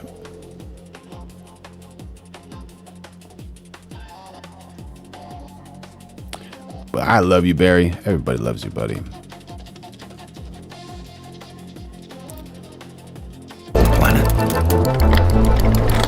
Random Goon is feeling better. Thank you, buddy. Thank you. It's good to see you all. Missed you all a lot. I figured I would start with a clip from Candace's recent episode. Yeah, anyway, I for whatever it's worth, I entered the space of politics with a very real understanding of how fickle it all is. I felt completely that I was at God's mercy. I wanted to sort of keep my circle really small. As you guys know, my cousin Mia still works with me. She is the person who actually helped me upload my first video onto YouTube. She filmed me. I feel like I went into politics just with the right attitude and not impressed by a lot of the things that other people were impressed. Wait, what happened? Someone was being rude to Tara? I don't remember. Oh. Do you know who that was? By, I knew the importance of family, and again, how quickly everything could be stripped away from you. All I wanted was my health, and I was just so grateful to be able to think again. People get sick, okay? Oh, who was that person? In fact, there are people who email us daily about their chronic illnesses and tell me how much this podcast helps them get through the day. People who are going through surgery, people who are going through cancer, and similarly are wearing bandanas and have no hair, who enjoy listening to this podcast. It gives them a laugh. Huge shout out to everything Candace has been doing forever, always. But I play this clip because I was just watching it the other day and it hit me very hard because I am sick and I have been sick, and that's where I've been. I have a chronic health condition that is physical in nature. It's not mental in nature, but it came back with a serious vengeance in the last several months. And so I'm not going to get into the specifics of it. Yeah, amen, Candace. Yeah, when you don't have your health, you don't have anything. And health is all that matters. And there's nothing quite like that that can humble you and give you perspective and bring you back around to what really matters. And Candace talks about how when she went through hard health, she had a bit of an awakening about her looks, about what matters with appearance, which you might say is sort of a feminine journey through the ego. And I get to have that journey through more of a masculine version of the ego. And when my How did I ban Cali Chica when Cali Chica's right here? I don't understand it. health started to decline, my first reaction was, do you care more about this job and your fame and all the whatever the fuck this stuff is, or do you care more about health? And the answer is easy and obvious, and every time, health. Health is wealth. Health is everything. And so that's why I dropped off the face of the earth, to move, get into a better place where I can take good care of myself and take the steps to heal myself. So it's still ongoing. It'll be a long process. Be a lot of work. Yeah, you can hear Gigi squeaking, right? But no, I did not get the call. No, my SPLC funding did not dry up. Still lots of SPLC money coming in every day. We're good. That's how Gigi's eating organic chicken every night. But that's where I've been. But now that I'm relocated and chilling and have diet and everything locked in, felt like a great time to come back.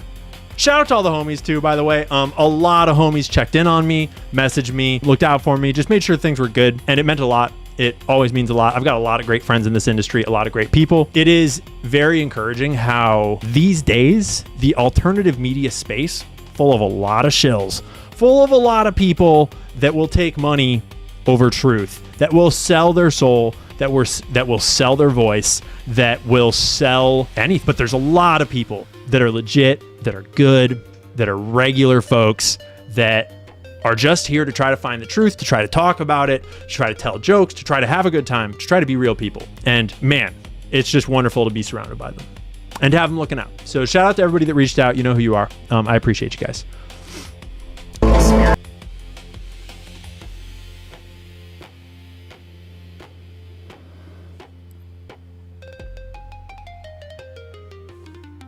Yeah.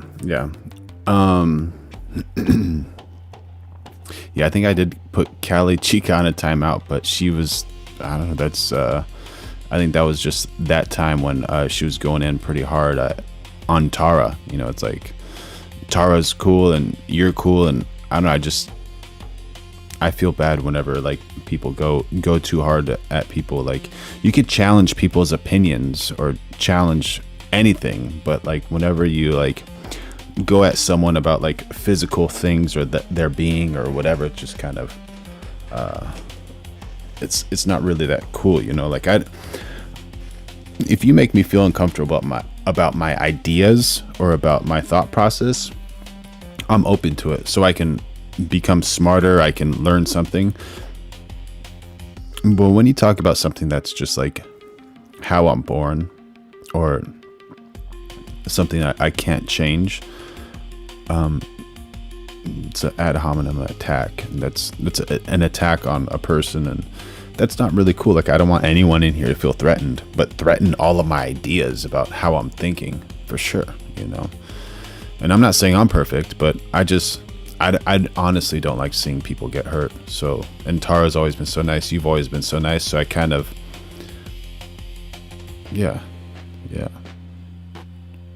Like, that's I don't know, whenever someone goes after you guys, I'm like, come on, that's not cool. And then you guys like, no, I like this back and forth. I like this back and forth. So, yeah.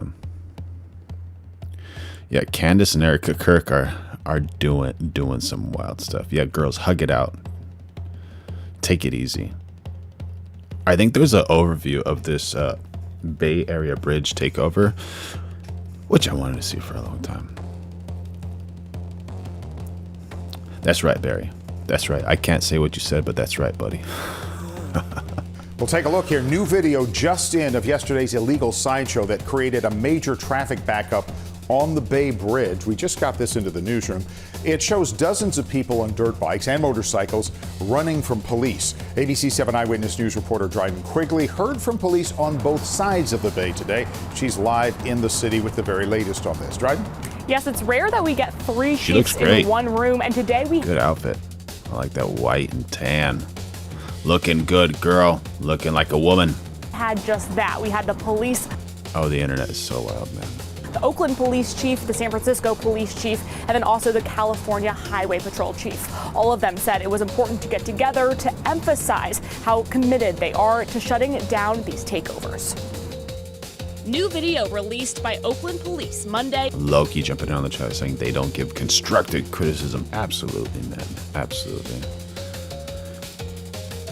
And if you think about it, sometimes it's a little bit harder to be like, oh, I don't like you because of this and that, but maybe you could be better if you did this and that. It takes a little bit more effort, but still makes life much better. For sure. sure. They show dozens of people on ATVs and motorcycles making their way onto the Bay Bridge. Great you can chat, see the Loki. moment they realize they're blocked in by police. Some try to run away on foot while others speed off. We were aided by both San Francisco Police Department and the California Highway Patrol.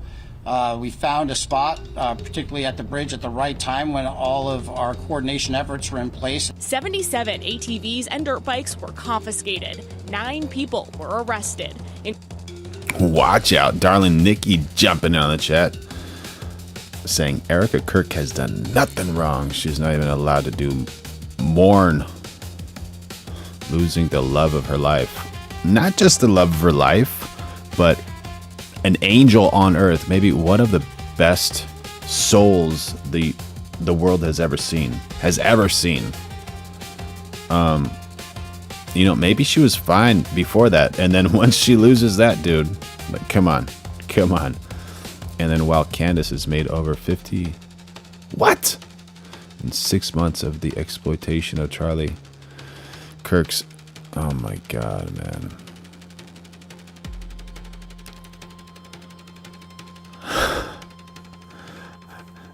I'm gonna get back to that, darling, but I just gotta laugh at Sandra like anyone would notice any more crime in Zoakland. But yeah, no, come on, dude. That's a very valid point. That's the reason I love Darling Nikki's chats. Yeah.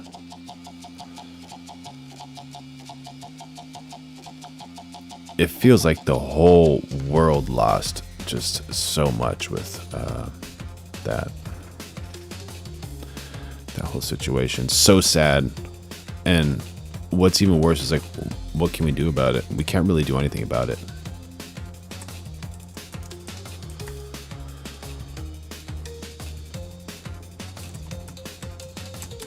I guess we can just try to live like better people, like what he preached and stuff. Like that's something cool about it.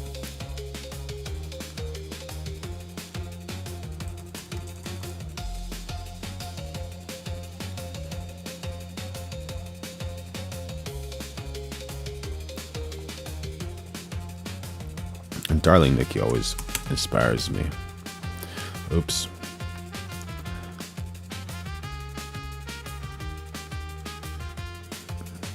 This is for Darling Nikki to roast. Or if this is bad, let's get up Erica Kirk, please, too. Let's take this. Let's watch Erica Kirk here. Is this the fake one? We got to get the real one. Get the real one. That is funny, though.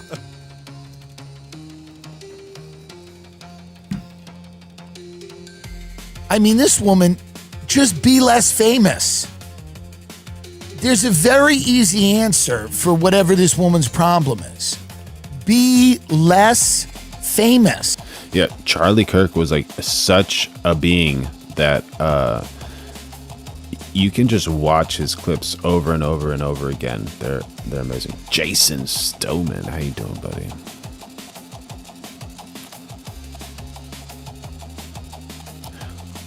That's not gonna happen.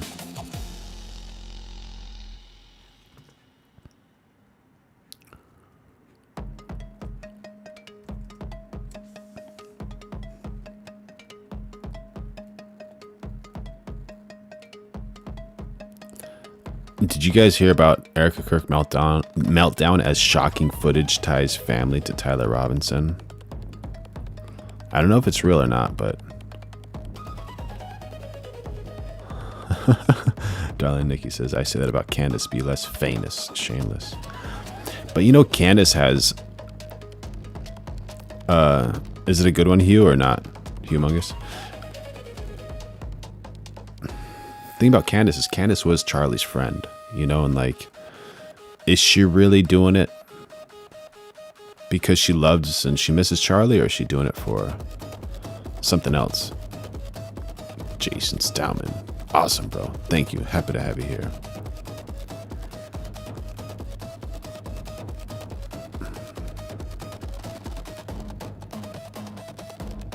Okay. Darling Nikki says, no, she was not. She was just trying to get get that thing. Kirk is demanding a speedy trial in the case against her husband's accused killer, Tyler Robinson, after she claims his defense team is delaying proceedings. Forgive him. You murdered my husband. I have to tell my daughter every day and explain to her why daddy's not coming home. Something about this story just doesn't sit right. And the deeper you look, the more it starts to unravel. A shocking case, a rushed trial, millions of dollars under scrutiny, and a trail of questions nobody seems willing to answer. Was it all exactly how it was presented? Or is there a whole other side that hasn't been fully exposed yet? Stay with me. This driver. The driver? Yeah, a lot of people think that about his lapel microphone. And with like the 15 people that were extinguished at the company that built that microphone too.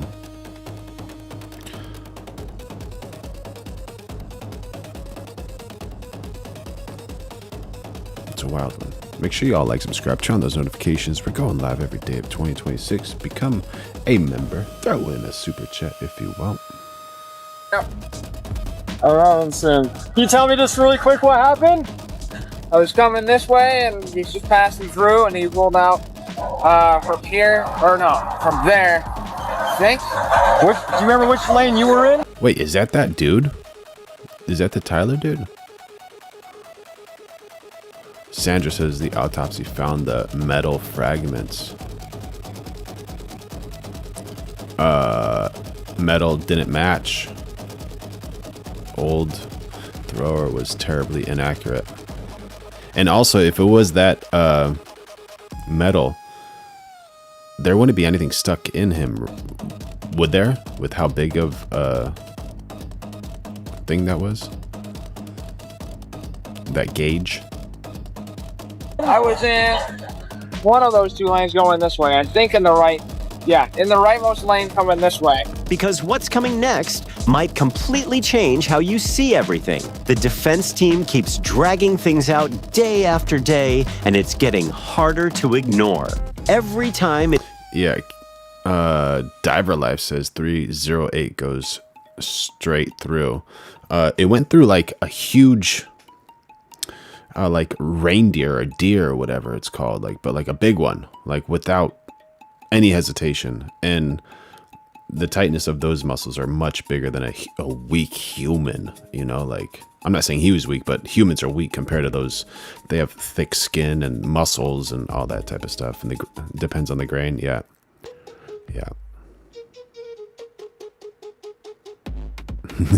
No amount of milk can give you that kind of bones. No, dude.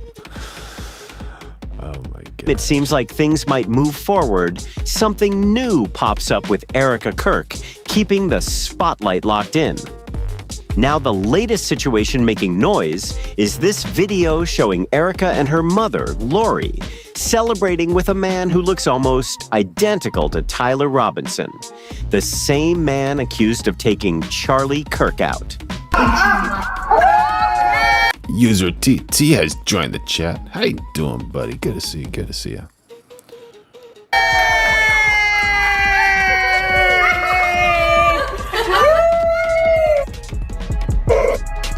That's where everything starts to feel a little too real and way too suspicious. Not long after that footage started making rounds online, Erica switched gears and filed a... Yeah, they ignored the roof. There's some dude who was on the floor that would like videotape the dude on the roof.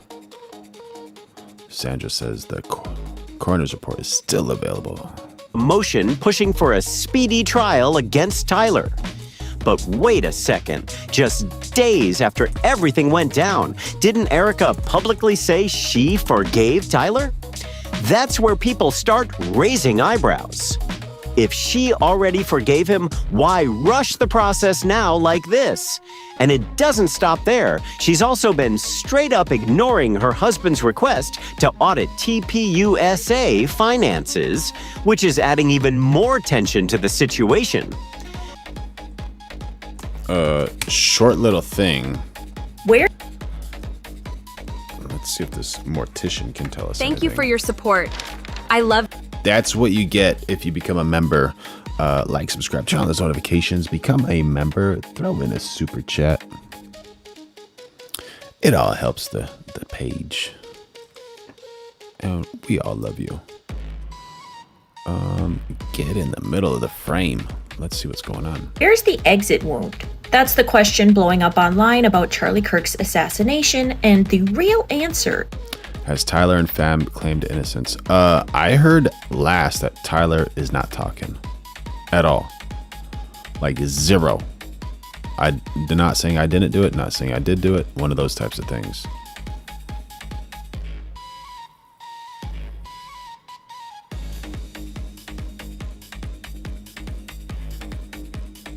Is stranger than you think. But while everyone is chasing conspiracies, the truth is actually found in a place that most people never get to see, the autopsy room. So today let's talk about what really happens when someone is murdered, what an autopsy looks like, and why results take so long to come out.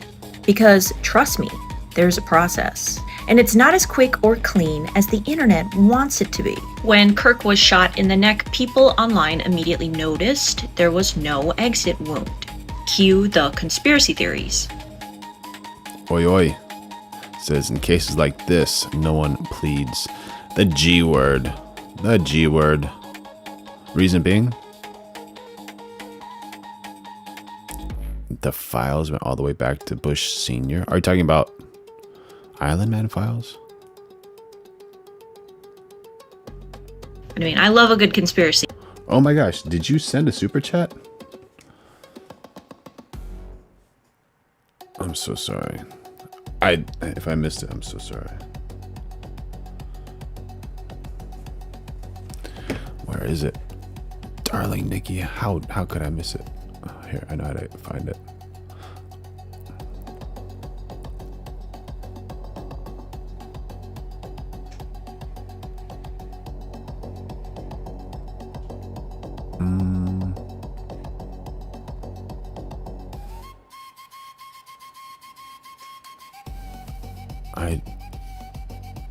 I didn't see a super chat. I'm sorry. I don't know. Let me scroll up.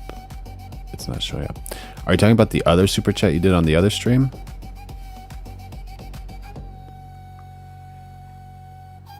Below.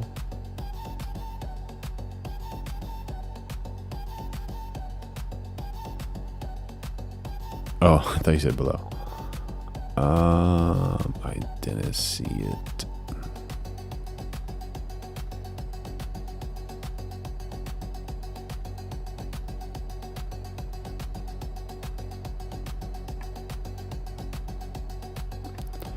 Right here, it's not telling me that you sent anything. Sorry if I missed it, but usually everything shows up under the thing. Yeah. But yeah, when people online saw no exit wound, the theories came flying faster than the bullet itself. But sometimes the body just keeps the receipts. According to his spokesman, Andrew Colvette, the surgeon was stunned. Oh. Oi, oi.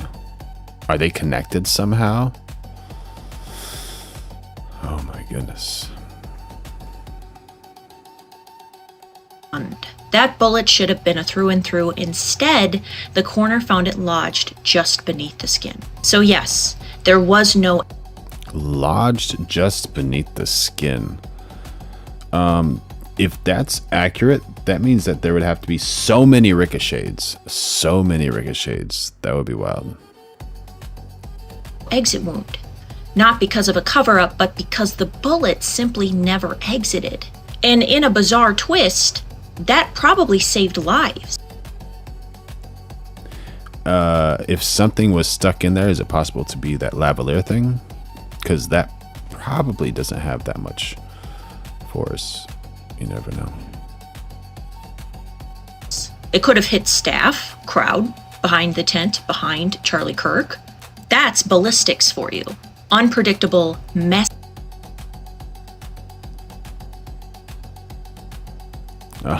Terry jumping down the chat saying, perhaps the saddest thing about this is the number of people whose first thought is, how can I make money from this catastrophe? It's a societal problem.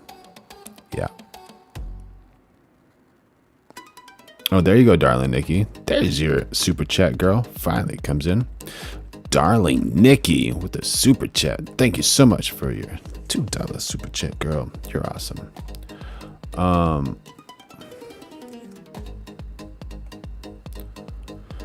Her super chat says Martin Luther King Jr. was S hot with same round, no exit wound.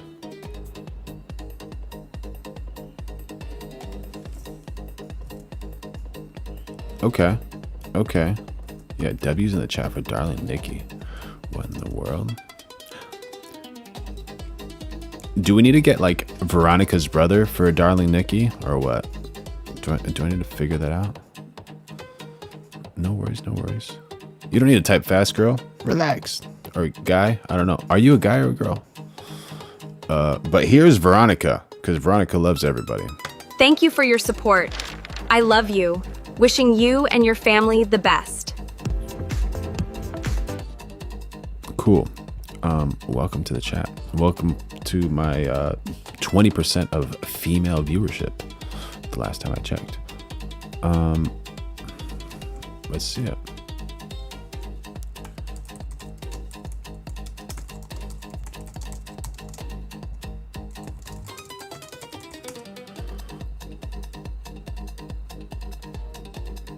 .30-06 caliber. Yeah.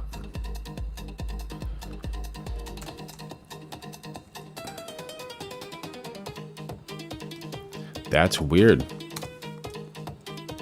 That's really weird, right? Charlie Kirk was with a .30-06 as well.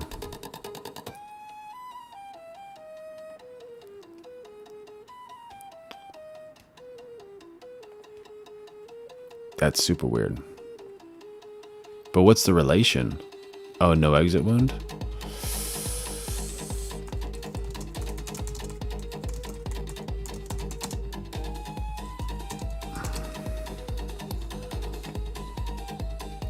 Allegedly, there was an exit wound, though its appearance was significantly altered by emergency medical treatment. The hot metal exited through the right side of Dr. King's chin, creating a gaping wound approximately 3 inches long. After exiting the chin, the metal re-entered the base of his neck before traveling through his lodging near his left shoulder blade. So it went like through his shoulder with more meat, I'm guessing. The original neck wound was elongated by surgeons during resuscitation efforts at St. Joseph's Hospital, which modified the appearance of the entry point into the neck. Yeah.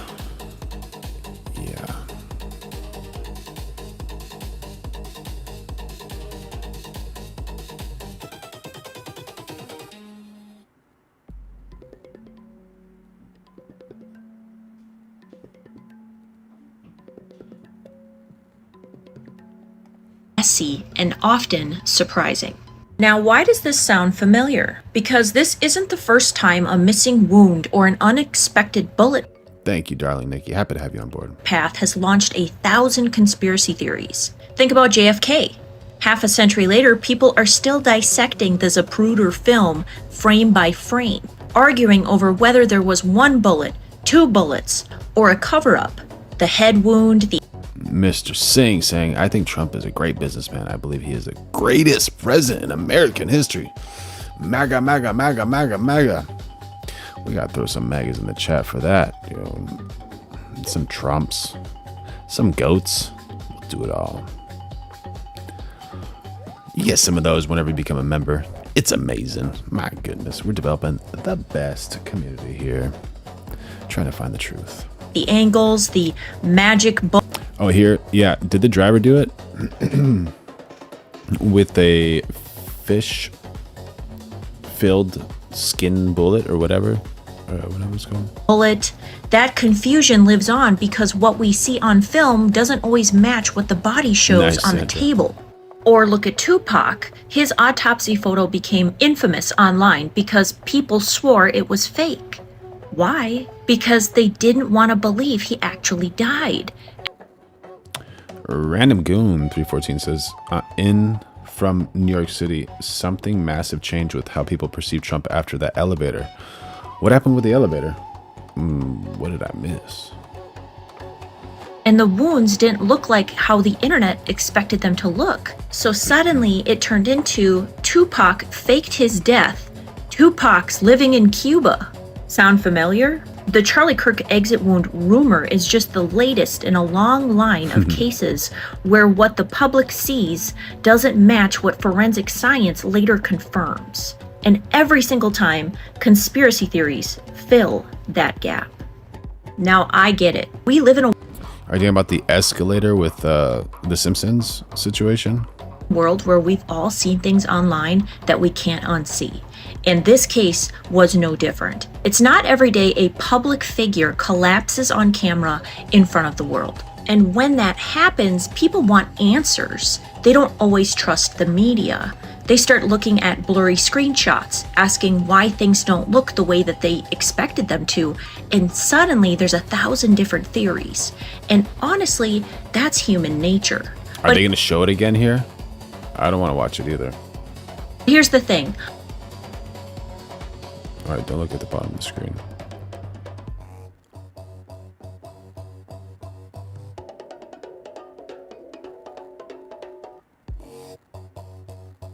I don't think they really show it.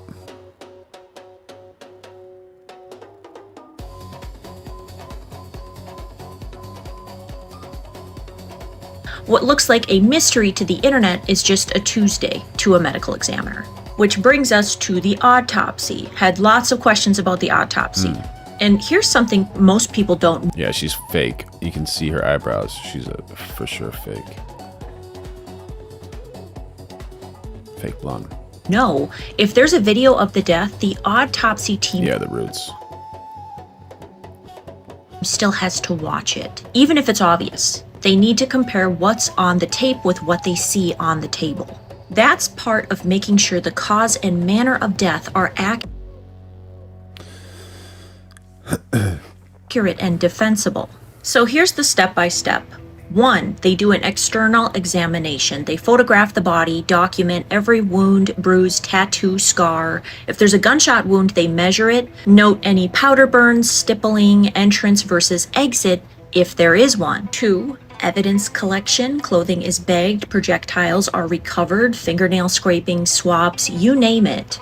In a shooting case, bullets or fragments are removed and logged as evidence for ballistic testing. I also want to note that when they are collecting the clothes from the medical examiner, Palm Beach Pete has the same teeth structure and stutter as Island Men. There you go. There you go. This woman is an mortician. office, they do cut them off of the body. I don't know why they do that. It drives me crazy because I've had families ask for the clothing back after Yeah, those are her eyebrows, but I think they're talking about the color, like not blonde. She's not a blonde, naturally blonde woman. autopsy, and they are cut. Step number 3, they do an internal examination. This is where that Y incision happens. Organs are removed, weighed, and examined. The bullet track is traced through tissue to show exactly where it hit. If the bullet Yeah, you show me what happened, I'll show you where you put those little needle Botox things in. bullet stopped inside, like If she puts her head up and you can see the Adam's apple, you're like, where is it? Where is it?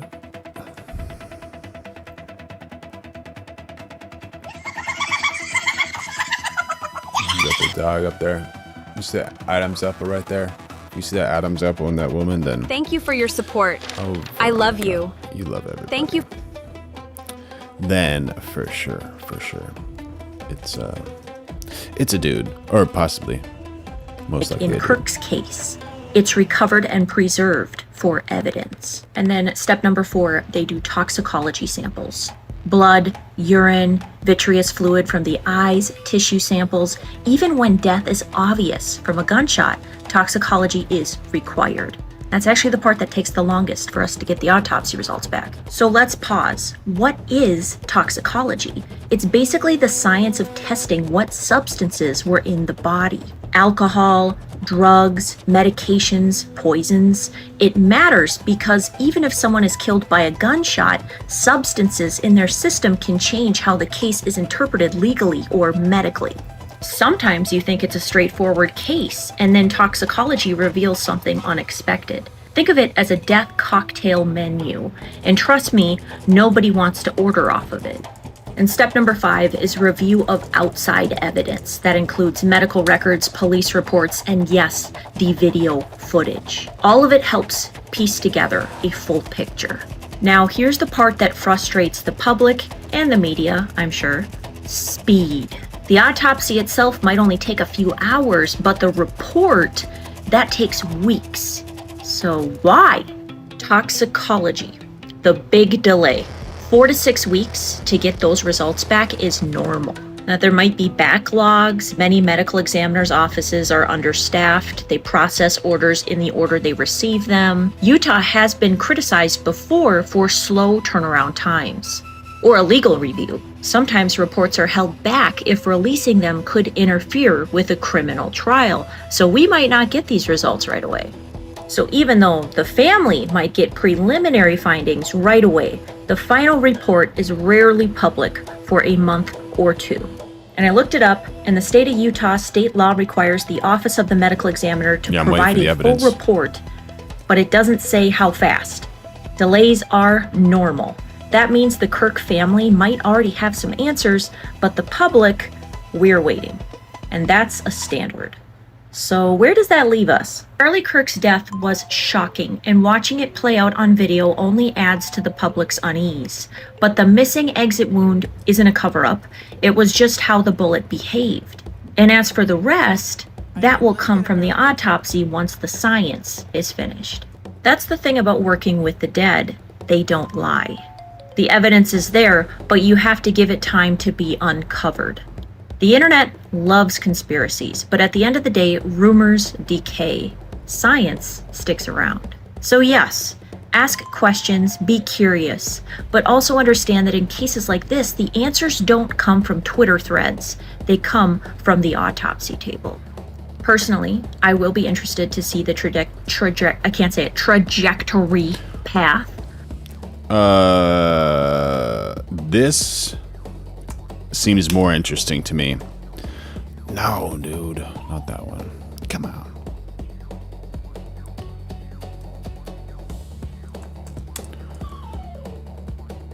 All right, so this says Ben Shapiro defends Eureka Kirk from Candace Owens allegations.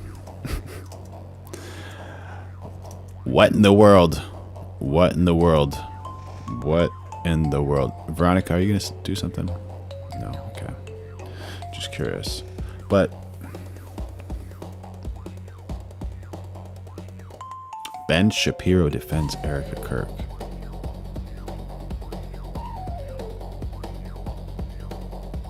I'm not sure there's a bigger liar in American life than Candace Owens. I mean, truly. An astonishing liar. Okay, so what's his position? Oh, because it's going after Candace. I'm trying to see the reason here. Do you guys see the reason here? So Candace, she has said that she regrets her vote for Trump. Listen, we all have some regrets in life. But Tara says, I couldn't even listen to Charlie's voice for weeks after he was extinguished because I hurt my heart. I was on a rampage. I was just listening to so much. I was like, why didn't I listen to this guy this much when he was around? Hilton Globey. Miss me good. Dude, make sure you like, subscribe, turn on those notifications. Everybody become a member. Throw in some super chats. We're losing Oates and Globey for a little bit. All right, brother. You're going to be missed. In today's news surrounding Candace Owens, Erica Kirk has now come out and condemned Candace directly after months of Candace implying openly stating that Erica was complicit in Charlie's death. Finally, Erica Kirk came out and said something. And by the way, I have to say, as somebody who was saying from literally the first moment this sort of crap started circulating, that it's garbage and terrible. All right, Captain Blackbird, have a great day, buddy. And horrible and evil, what people are doing to Erica. As somebody who laments the fact that that's somehow a controversial statement in some right-wing circles, and that where are her allies? The fact that she has to come out and defend herself here from this nonsense is indicative of a moral collapse on the part of the pseudo-right. It's disgusting that Erica has to somehow come out and defend herself from. All right. Turning Point CEO Erica Kirk is calling out the wave of violent rhetoric that's followed the Correspondents' Dinner shooting. Kirk, who lost her husband, Turning Point founder Charlie Kirk, in a political assassination, said the growing practice of dehumanizing people with opposing viewpoints is the most dangerous approach to settling political differences. In this culture we're living in, absorbs disagreement as a form of personal betrayal. It turns having an opposing viewpoint into a moral crime worthy of punishment. And here's what I've realized through all of this, truly, having lived through quite literal hell these past 7 months, if you strip someone of their humanity long enough, you will arrive at the chilling conclusion that they don't deserve to exist at all. Well, Erica closed her remarks with a call for unity and civil discourse, saying both were central to her husband's mission in founding Turning Point.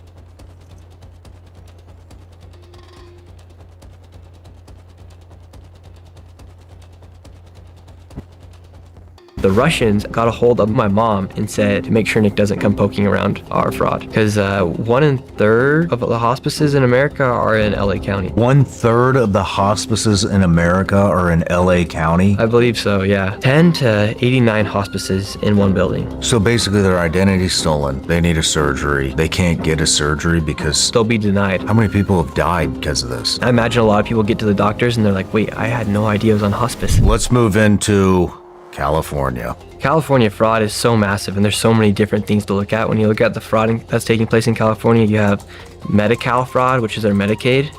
And for instance, in 2022, they had $108 billion go towards Medi-Cal. The population. What is Medi-Cal? It's their Medicaid. Okay. So each state kind of calls their Medicaid systems or programs a bit different. California's is called Medi-Cal. Yeah, it's the biggest Medicaid in the United States because they have the most amount of people. But so in 2022, they had $108 billion go towards Medi-Cal. Their enrollments at the time was 3.9 million. Okay, and so then here now we're in 2026. The proposed. According to this video, it might be, dude. Unfortunately, Diver Life New Zealand says crime is legal in California. Yeah, they're trying to legalize fraud in California, bro.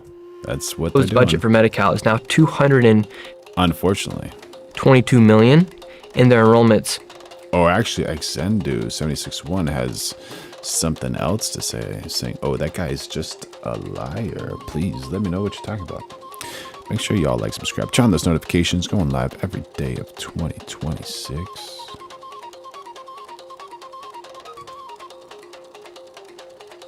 $40 million. So they've only had. Yeah. Hold on. Can you say those numbers again? So 108 million? Billion for 39.8 million people? 39.9. Shit. So they've over doubled it for 100,000 people. Well, what's new? What are they getting? That's what we're all wondering. And actually, the population of California hasn't gone up exponentially either. Yeah, I checked it. It's plateaued. I thought it was actually a decline, but it's not a decline. It is a plateau since 2020. Yes. I pulled it up. And so when I was doing that, making that video, I looked at this. I said, "What is going on here? How is it going from 39.9 enrollments to now 40 million enrollments? Yet there's over $100 billion. And then if you look at the surplus, California at one point was operating in a $100 billion surplus before 2020. Now they're operating in I believe around a 20. Chris Kroll jumping in on the chat saying, they have even more homeless. Great job. Yeah, great job, man. Great job. $20 to $40 billion deficit. So that's an easy place to point to. Darling Nikki jumping in on the chat saying, he is 100% correct. My guess is you have not fact-checked it. I think she's talking to Exendo. Why they're in such deficit and where all the fraud is. So what is going on? How do you... Can you say the dates again? So it was 108 billion in when? 2022. 2022. Yeah, pretty hard to deny him catching the fraud on audio and video. And today, in 2026, it's doubled. Yes. Over doubled. The proposed budget's at $222 billion. Unless those papers he's holding is wrong. You never know. Holy shit, dude. And the thing with the fraud is they want to make it so big and so complex that it's hard to actually crack down on.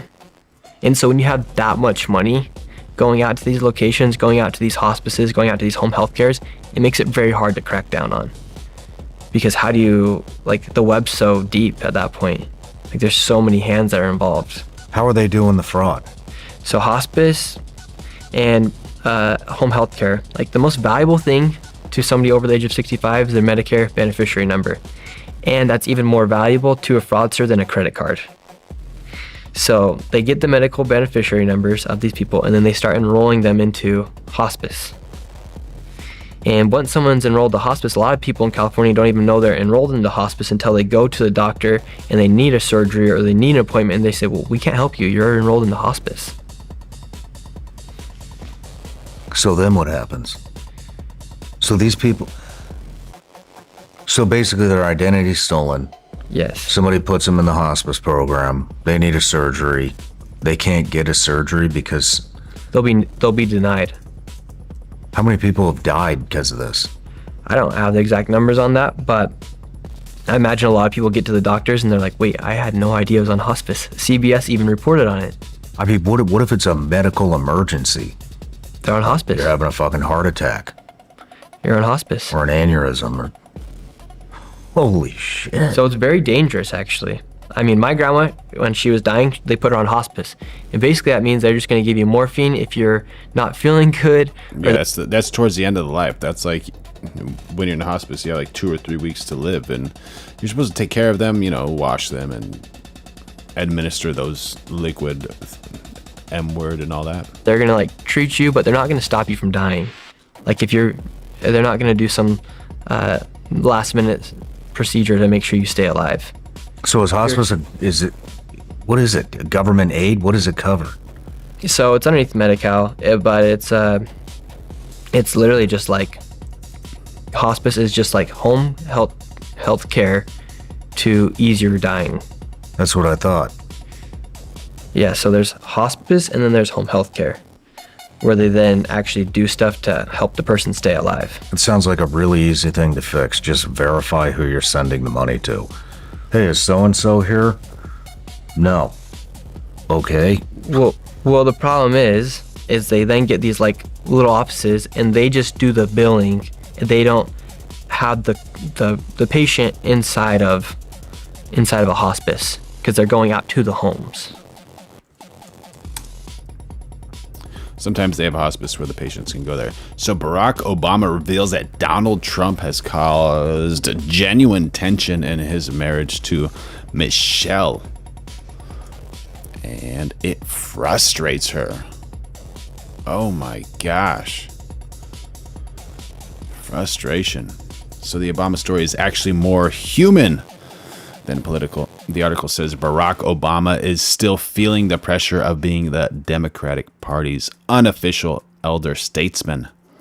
Even 10 years after leaving the White House, people still expect him to respond to Trump. Imagine that, 10 years after, you're done. Campaign for candidates, weigh in on major fights, and basically be the emergency glass box Democrats break when the party starts smoking septum in the chats for the Democrats.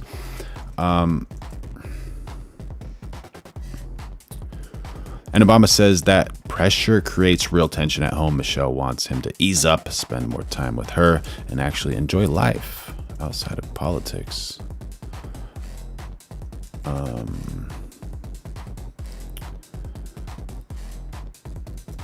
There we go. Got to roll it up a little bit so you guys can see. Mr. Barack Hussein Obama. Go away, Obama. Use your TT. Don't be afraid. Don't be afraid of Obama.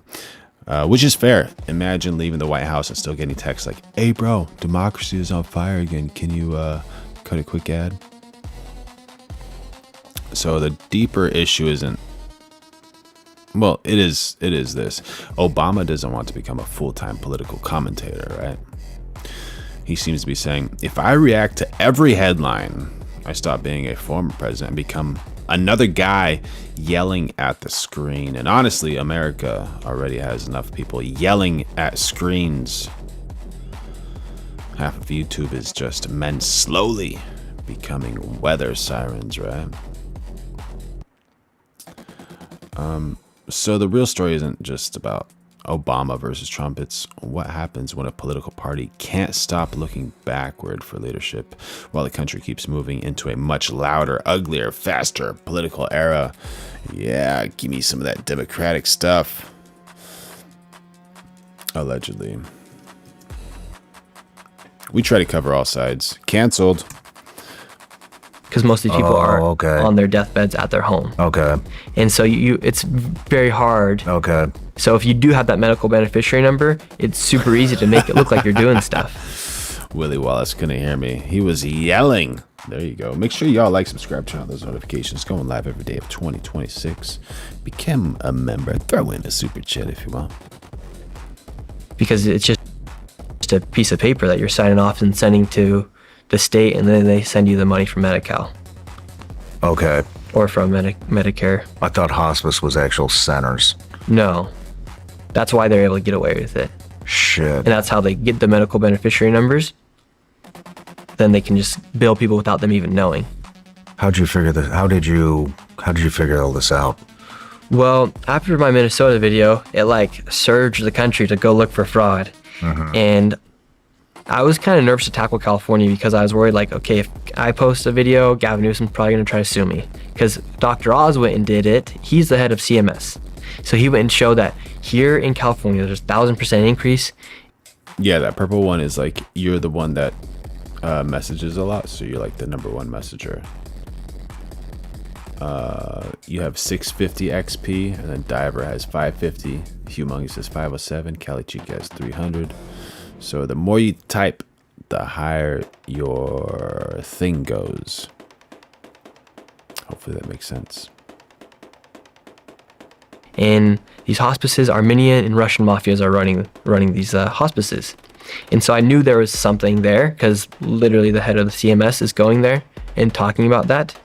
And so then I started looking into all the data. After my video, the HHS actually released the databases of the HHS to then you could go then scan through it. So I started going through that data and I located these hospices. And I said, okay, I'm gonna go see what's happening at these. And it turns out that they are they're just a bunch of plazas in this place called Van Nuys in California, in LA, that just have literally 10 to 89 hospices in one building. I don't know. Maybe you have the most liked messages. I have no idea how it works, buddy. Dude, this is just like the Minnesota shit. Yeah, it might even be worse. Do a little spam battle.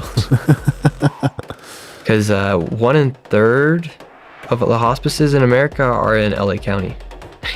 1/3 of the hospices in America are in LA County? I believe so, yeah. one in every $10 for home. Oh, Phil SCBX says hospice hit me for $23K for my mom. Oh my gosh, dude. Oh my gosh. Sorry to hear that, bro. Sorry to hear that. Hopefully your mom has a fast recovery and a perfect recovery. Home healthcare goes to LA County. It gets really bad. Whoa, dude. Holy shit. 89 in one building? 89 in one building. What does that look like? They're literally these plazas or just these buildings that you maybe drive by and don't think anything of because you've never seen anything ever happen to them. Well, there's a little hospice in a room that's like 8 by 8. And you knock on the door and nobody's there. You can even open the door, there's nothing in it. And then if someone is in it, it's literally like one desk. And it's one of these, usually Armenians, especially in California. And then you drive out and you walk outside the parking lot and you got like M8 competitions, you got G-Wagons, you got Cybertrucks, you even have $200,000 Maybachs. Like, these fraudsters are living in complete luxury. And they've been able to get away with the fraud for so long. Oh my God. May her soul rest in peace, man. Sorry to hear about that, Phil. This is Russian mob that's running this. Russian and Armenian. So I stroked the Armenians, apparently. The Russians actually got a hold of somebody who knew my mom and said, they called, and then that person then called my mom and said the Russian... Trey Fulmer says, Nick, surely to go. I'll be right back in 1 second. Mafia wants me to tell you to make sure Nick doesn't come poking around our fraud. Like, that's not a joke. We were driving in LA. I was working on a separate video. Somebody called my mom, and she apparently knew some people and she had my mom's phone number. She called my mom and said, the Russian Mafia wants to make sure to let you know to have Nick not come snooping around our businesses. How's that make you feel? I was like, well, I'm probably not going to go check out the Russians. But it is scary because, like, the Somalians, they were threatening me publicly. Like, they had their people talking in these chats. They were out doing this press conference. It was like they're trying to sell a book. Like, they're like Gavin Newsom out. They're trying to sell his own book. These people are doing press conferences and whatnot.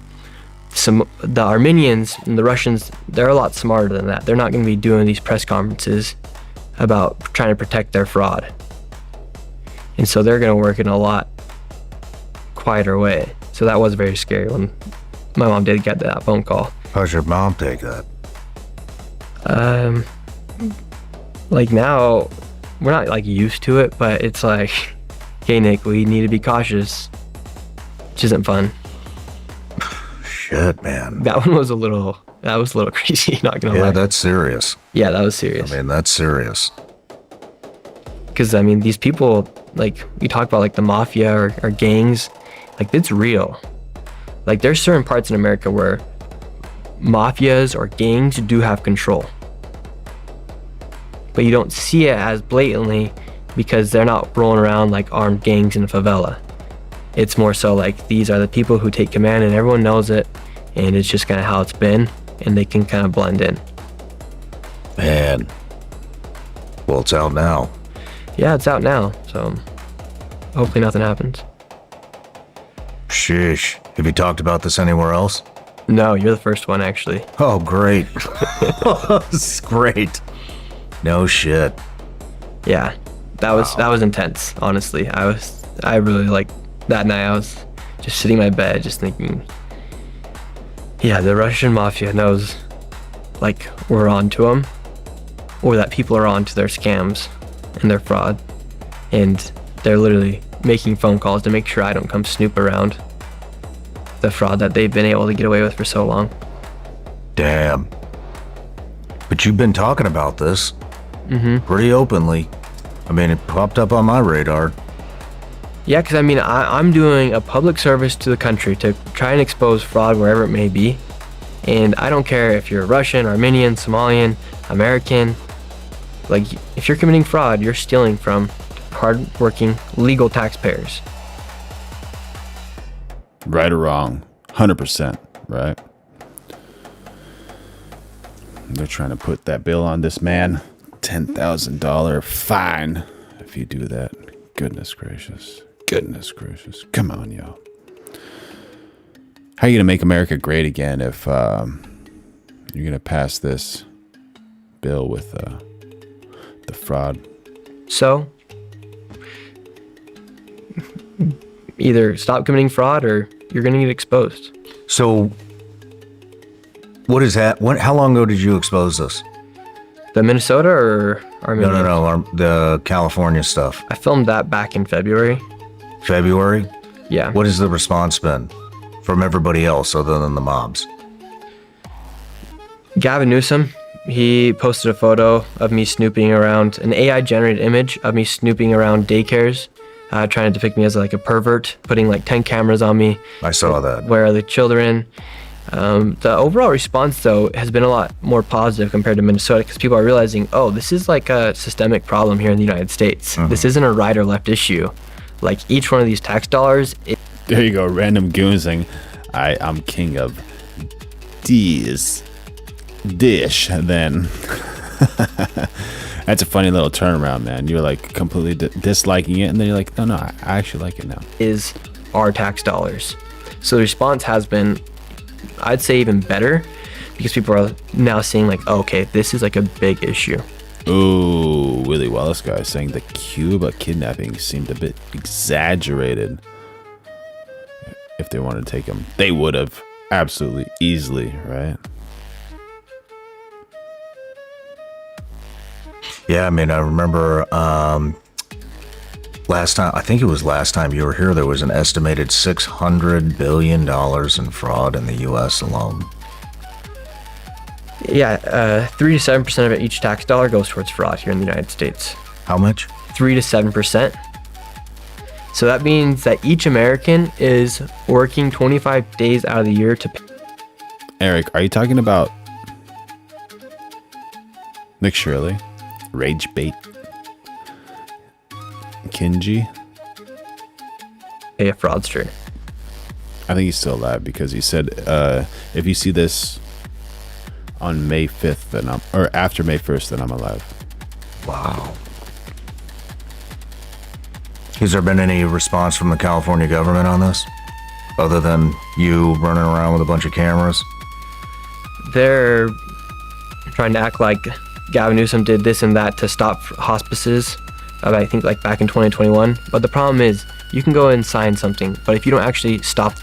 Mr. Jiffy Tiffy dropping some knowledge in the chat, saying anyone upset that someone is uncovering tax fraud should have their taxes doubled at minimum. There you go, buddy. Make sure y'all like, subscribe, turn on those notifications. Going live every day of 2026. Become a member. Throw in a super chat if you want. It helps the channel. The bleeding, that means nothing. Because there was an over 1,000% increase. There's 1,500 hospices in LA County alone. And yeah, good job. You cracked down on 50, 70 of them, but you have a lot more to crack down on, and you didn't stop the bleeding. It's similar to Minnesota, where they... Eric Klein is claiming Doge cost $54 billion, only saved $2.4 billion. You just lost $50 billion. Is that accurate? If that's true, then that's a pretty bad investment. Does that sound like something the government would do? Maybe. Let's look it up. They had a 10,000% increase in funding for autism, yet there wasn't a 10,000% of children with autism. So, like, these governors like to act like they're doing stuff, but they actually never stop the bleeding. And that's where all the fraud is taking place. Like, stop the bleeding, and then maybe you can say, I did something. But until then, like, you're just as complicit as these fraudsters. Eric, Elon's got an Elon, man. You know what's happening, but you don't stop the bleeding. How many buildings did you go to? Humongous jumping on the chat because Musk was afraid to expose what Nick did. That we're doing this. Random Goon says, I hate when I misplace $50 billion. The worst. 89 in one building. I mean, 89? Yeah, so CBS reported on the 89 one. I just went to about an area, probably about 2 square miles. And within there, there's the one motel-like building that had like 15 of them in there. There's another one that had about 8 inside of it. There was another one that had, it started off as an adult. Yeah, not bad for him, bro, but where did all that moolah come from? Man. Daycare that then transformed themselves into a hospice and a home health care. So they just got in on all the goods. And Altogether, probably around 10. 10 different buildings. 10 different buildings. What are these people? All right, let's see. So Doge claimed huge savings, but independent reviews found the verifiable savings were far lower. So the claim may show inflated accounting, but saying Doge lost 54 billion or lost 50 billion is not proven from that math alone. The key distinction, 54 billion appears to refer to claimed savings, not the cost of Doge. Politico reported Doge claimed about 54.2 billion in contract cancellation savings, but found only about 1.4 billion it could verify.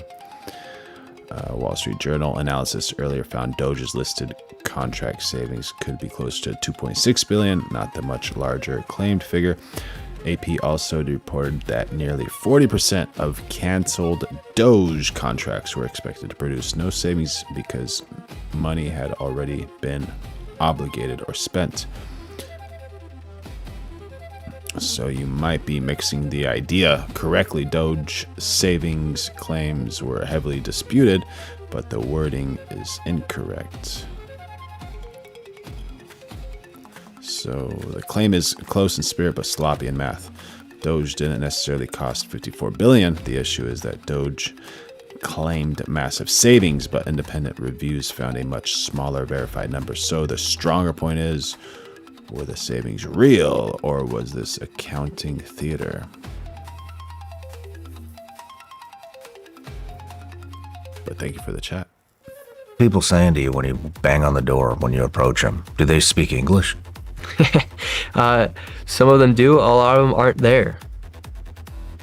And I say, one guy was there and he said, he's like, I've been in this business since 1990 something. I'm like, okay, then what's the justification for 1,000% increase since you've been in it for so long? And he can't even answer the question. In fact, to the real world, like all comments from libtards. I love this. Oh man.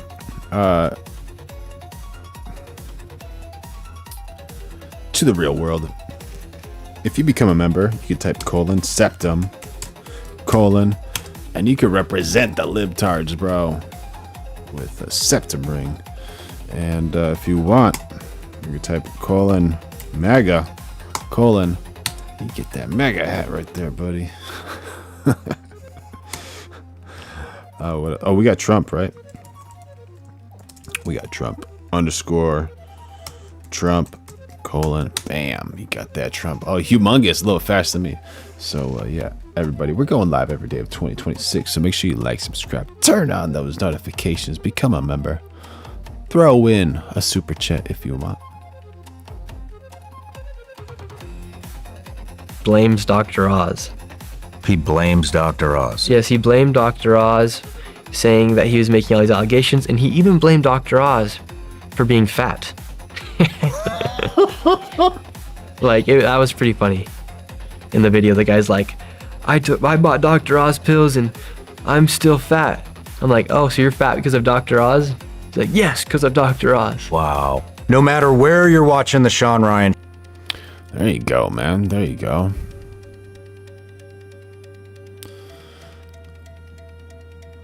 X triple letter alphabet dude. My goodness. Cool dude, though. Seems like a really cool guy. What do you guys think about Sean Ryan? Do you guys like Sean Ryan?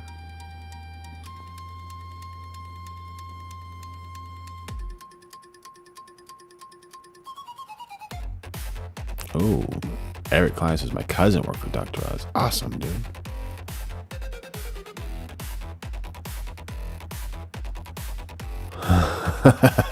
To the real world. Thank you, bro. I try, man. It's really cool to just find facts. Absolutely. And because nobody's perfect, man. We're all learning. Like, I'm great at a lot of things, but not at everything. And always trying to get better, dude.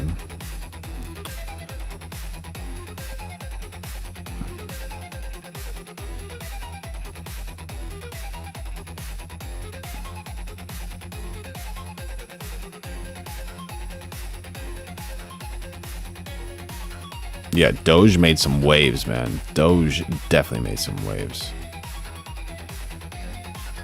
Yeah, Sandra, he does get some interesting guests.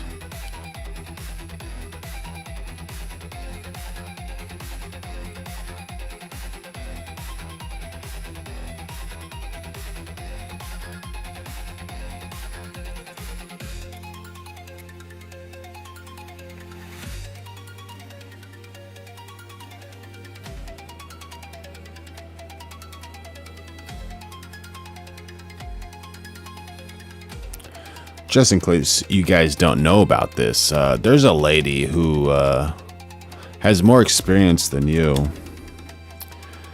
and she's seen 9 wars that you haven't even seen. And we just gotta definitely take a little break, and we gotta end this note on a funny one. So, none other than Ilhan Omar. Bring it, bring it, bring it. Alien Enemies Act was invoked. It was used to detain and deport German, Japanese, Italian immigrants during World War XI. The last time... Humongous, dude. You won't even let her finish, bro. You're telling her what she's going to say right before she says it.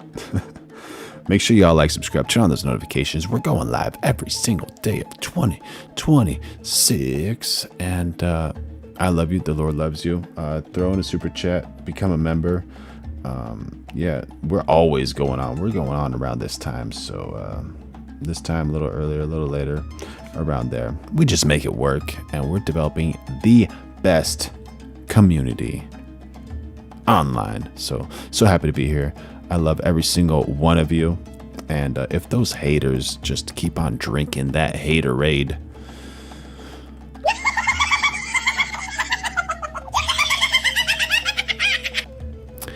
just let that hate roll off of your back like water rolls off of a duck's back. And you don't even need to turn around and do what the cat does. You don't need to do that cat thing. Just live your life.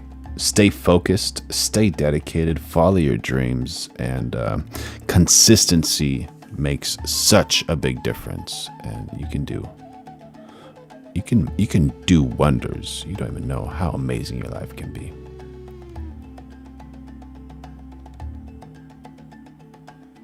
All right, y'all. Until next time. See ya.